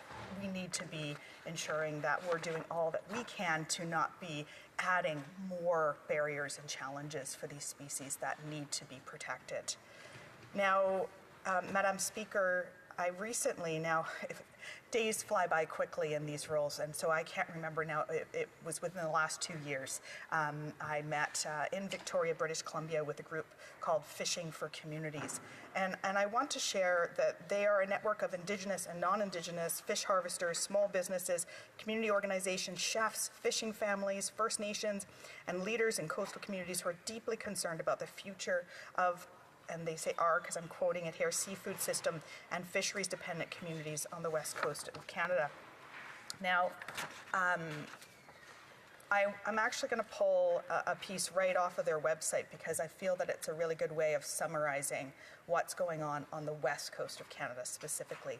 So they say decades ago, fisheries policies changed on the west coast.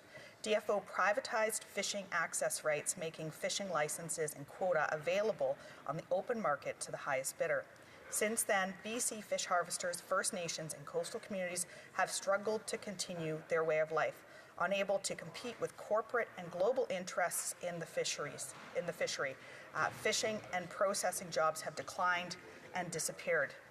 Now, Madam Speaker, one particular example of this occurring is highlighted in an article here by the Northern View. One community particularly hard hit is Prince Rupert. Now, I spoke directly with this commercial fisherman and also, of course, his co-owner in his harvesting business, his wife. So there's Joel Collier and Melissa Collier. They are local commercial fishers. And this is what was talked about in this story that was dated July 2022. It says, commercial fisherman Joel Collier was shocked when he docked in Prince Rupert this past summer. So, of course, this was a little while ago, but still so applicable to what we're seeing today. Seeking a shower and shops to restock on supplies, only to find that many of the services and businesses he expected had disappeared. He said, Prince Rupert being a huge fishing hub in the past, it was a pretty alarming change, Melissa Collier, Joel's wife, a fellow fisherman and co-owner of their harvest business, said. So it talks about the fact that when Joel, who's a fisher, and his partner at the time stopped at Prince Rupert to shower, to be able to access the basic necessities, how it had all suddenly shut down. It also talks about how they were looking for there was a part for their board, I believe it was a marine antenna, that normally they would be able to access in a business in this town, and they were unable to access this particular piece of necessary equipment in order to continue on with the fishing. And they went to another dock, again, similar problems had occurred. This is the story that we're hearing from many in these coastal communities and from the fishers that rely on them, that because of the fact that we are seeing so many local fishers being hard hit right now, it's impacting coastal communities. It's impacting not just the people who are out on the water, but also the communities themselves who rely on the fishing industry to thrive, to bring income into the community, and to see vibrant communities that are flourishing. Madam Speaker, this issue here around the particular ownership model on the West Coast actually came up in the Fisheries Committee prior to me being a member of Parliament. So I was elected in 2021, and in 2019 the Fisheries Committee came up, they put together a report called West Coast Fisheries Sharing Risks and Benefits. So again, that's 2019. They had a list of clear recommendations to the government as to how to best move forward to address the issue that currently there's a system set up on the West Coast that disproportionately benefits large corporations and negatively impacts local fishers.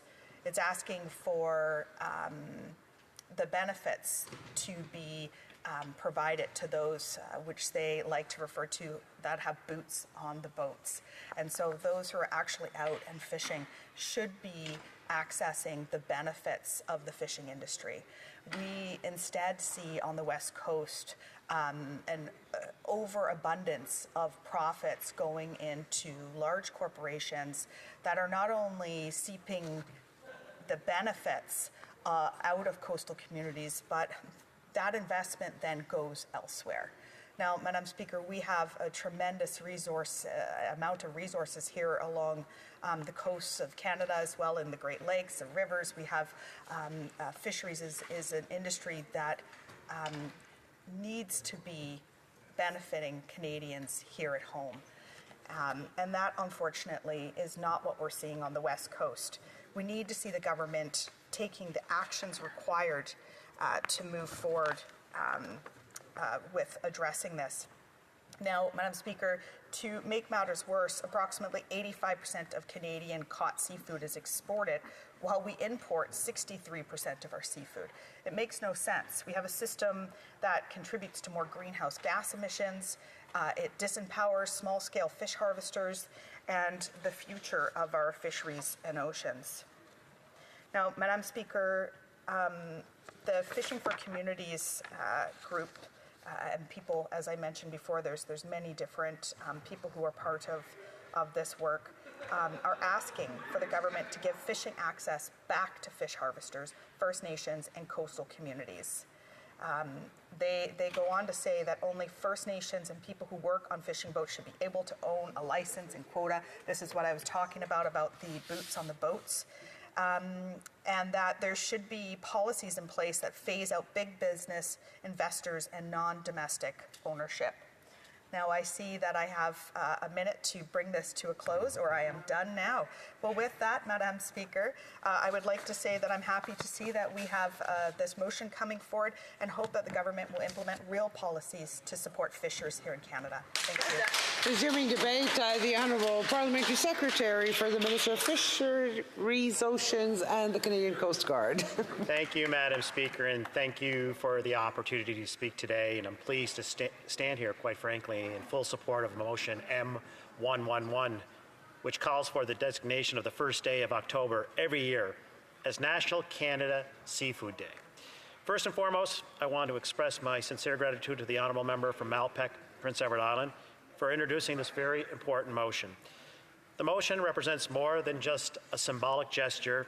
It embodies a profound acknowledgement of the cultural heritage and significance of fish and seafood within Canadian society, our culinary traditions, our health, and our blue economy. Madam Speaker, the cultural and traditional value of fish and seafood in Canada, quite frankly, cannot be overstated. From the serene shores of the Pacific to the rugged, windswept coasts of the Atlantic, from the icy, pristine waters of the Arctic to the rich, biodiverse expanse of the Great Lakes, fish and seafood are important sources of sustenance and are deeply embedded in the cultural fabric and the spiritual life of Canada.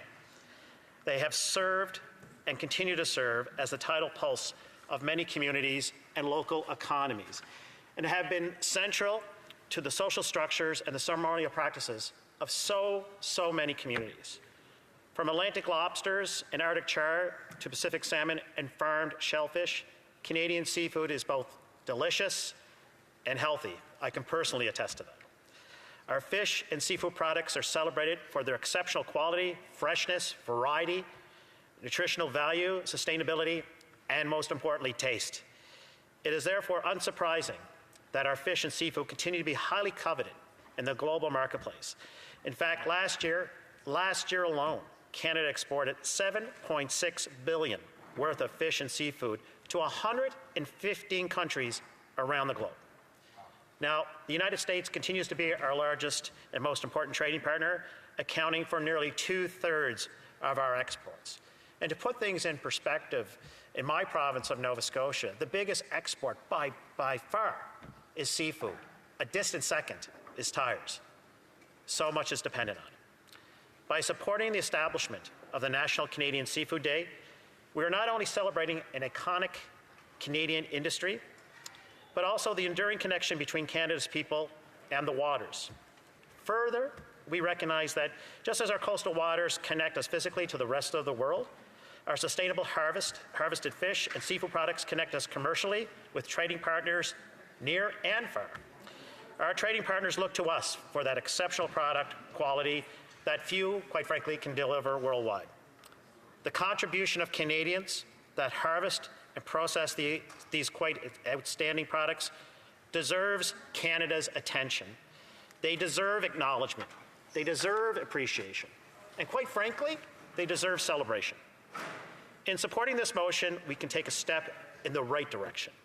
We also embrace a valuable opportunity to educate and promote the value of Canadian fish and seafood products as a nutrient-rich source of food harvested in our waters.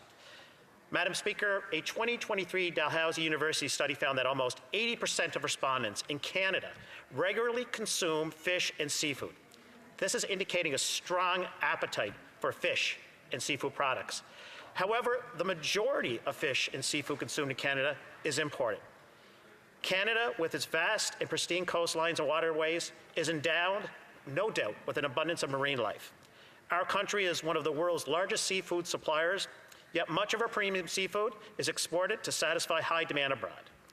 Support for motion M111 can also encourage the consumption of local fish and seafood products by Canadians and support for local harvesters and local coastal economies. We should all be taking advantage, Madam Speaker, of the sustainable products harvested in our waters by our local fish and seafood sector. M111 recognizes this. I do want to take a moment, Madam Speaker, to highlight and promote some of the health benefits of fish and seafood consumption.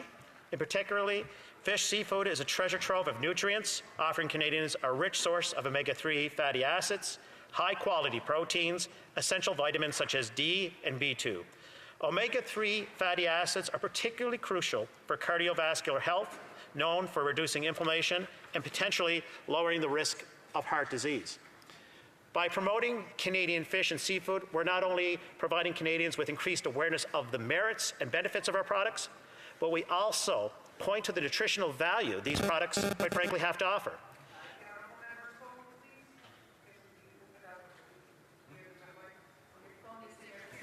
The phone, yeah, thank you. Thank you. No problem. Thank you for that, Madam Speaker. So much of what I talked about speaks to a high value to our personal health and community health. Beyond health benefits, promoting Canadian fish and seafood supports our efforts to address food sovereignty and security.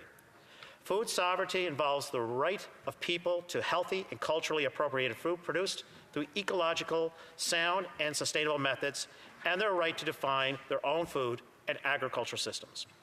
By promoting consumption of Canadian fish and seafood, we're helping to bolster the resilience of food systems, acting locally against global market fluctuations and supply chain disruptions. Local sourcing, for example, can reduce the reliance on imported foods, which can be vulnerable to external pressures. Promoting Canadian fish and seafood can also enhance domestic food security, which is particularly crucial in remote and coastal communities where access to fresh produce and other staples, quite frankly, can be limited. For example, locally sourced seafood can provide a reliable and accessible source of nutrition, helping to reduce dependency on imported goods that may be less fresh and more expensive. In addition, fish and seafood are recognized as having a relatively lower carbon footprint compared to other options. By promoting Canadian fish and seafood, Canadians will become increasingly aware, Madam Speaker, of the domestic and local options available to them. With this awareness, Canadians can also recognize that choosing to enjoy a locally sourced, delicious and nutritious fish and seafood meal can also contribute to a reduction in the national carbon footprint, aligning with global efforts to combat climate change. Environmentally sustainability is another cornerstone of this initiative. Canadian fisheries are managed with a commitment to sustainability that is recognized and valued, quite frankly, worldwide.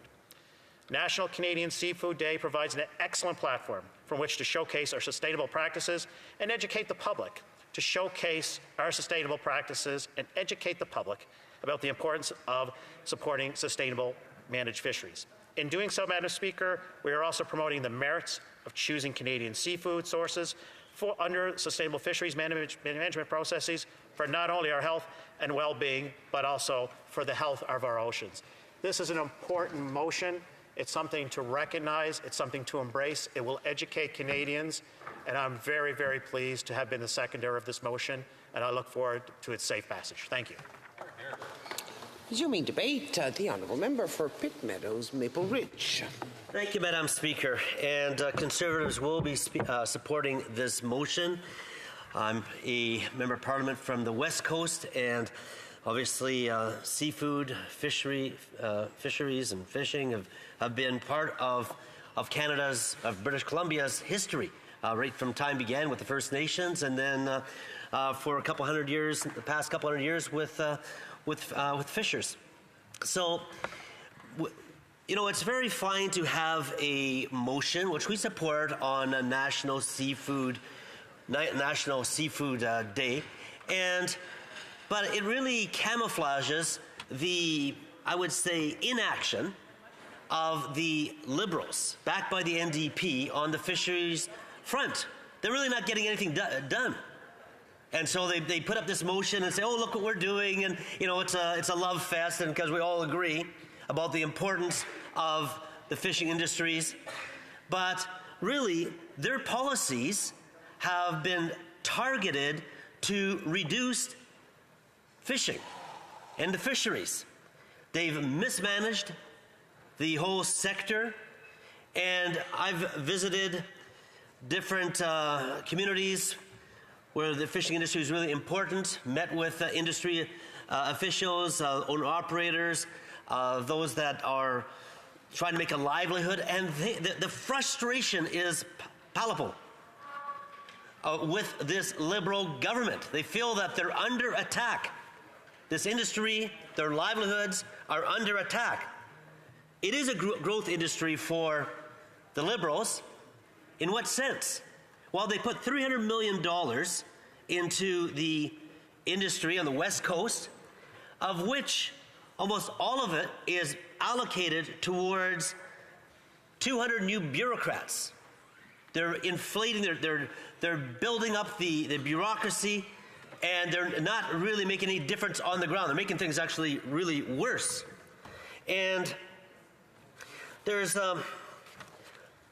different issues that are a big deal, that are having a negative impact. For example, the marine protected areas, which are basically closing down very significant areas of the coastline to fishing. And we've had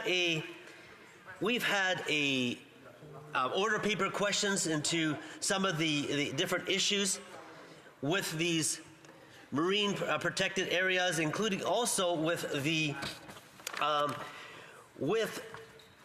killer whales. This is the southern resident killer whales, the no transit areas. We've had questions saying, well, how many whales actually go through this area? What times of the year? Has there been a difference? It's because it's sealing off areas for harvesting and for fishing. And the response has been, good question, we don't know. We don't know what's going on. So basically they're implementing their policies willy-nilly and impacting, destroying the livelihoods of many British Columbians by their unscientific policies that are cutting off, that are taking off significant areas from fishing. And one of the biggest issues that there's almost unanimous consent regarding protecting the fisheries and actually seeing it grow, the growth in the industry, has to do with seals. Madam Speaker, you realize that 97% of the unnatural deaths to the fish, salmon, is not by fishing, which is 3%, but 97% is actually done through seals. I had one of the councillors from one of the First Nations that in my region and said, the seals are destroying the salmon catch, and there's nothing being done about this. And the ministers, the Liberal ministers, sit on their hands and aren't doing anything, and then they blame it on, I don't know, climate change or whatever, when they're just bad policy, bad management of the fisheries. We need some grown-ups, some adults inside the managing the fisheries, and I'm looking forward to a Conservative government that will bring some common sense. And another issue that is of great importance is the area of owner-operators. Conservatives under the Harper government made it so that the owner-operators the boats had to be, those that own the boats had to be the owners. It wasn't just going to be to the big corporations. And the fisheries, Department of Fisheries just seems to be lazy. They rather deal with 2 or 3 big companies rather than a lot more of the smaller owner-operators that live in the communities, that provide jobs in the community, that actually bring the fish back to the communities to get processed for corporations that will process the fish on the ships or take them up to Alaska. It's very frustrating, Madam Speaker, for the fishers because they feel that their communities are being undermined by this Liberal NDP government. There needs to be some changes, and that's what we do support as far as the Conservative Party, to put the power back into the owner-operators. Because right now, the packaging plants have moved. They've moved to Washington, they've moved to Alaska, they're not in Canada. They're not in British Columbia because of the Liberal policy. So we want to empower the owner-operators, the small business people, the fishers, and the livelihoods that will help First Nations. They will help our coastal communities that are dependent. Because you know what? The Liberals and NDP, including the provincial NDP, are at war with the workers. That's right. They're at war with, how much time, Madam Speaker? 15 seconds. Okay, they're at war with the workers, Madam Speaker, and we want to support working class Canadians. Thank you. Bravo. The time provided for the consideration of private members' business has now expired, and the order was dropped to the bottom of the order of precedence on the order paper. I believe the honourable member for Calgary Centre will be rising on a point of order. The honourable member for Calgary Centre? No. Okay.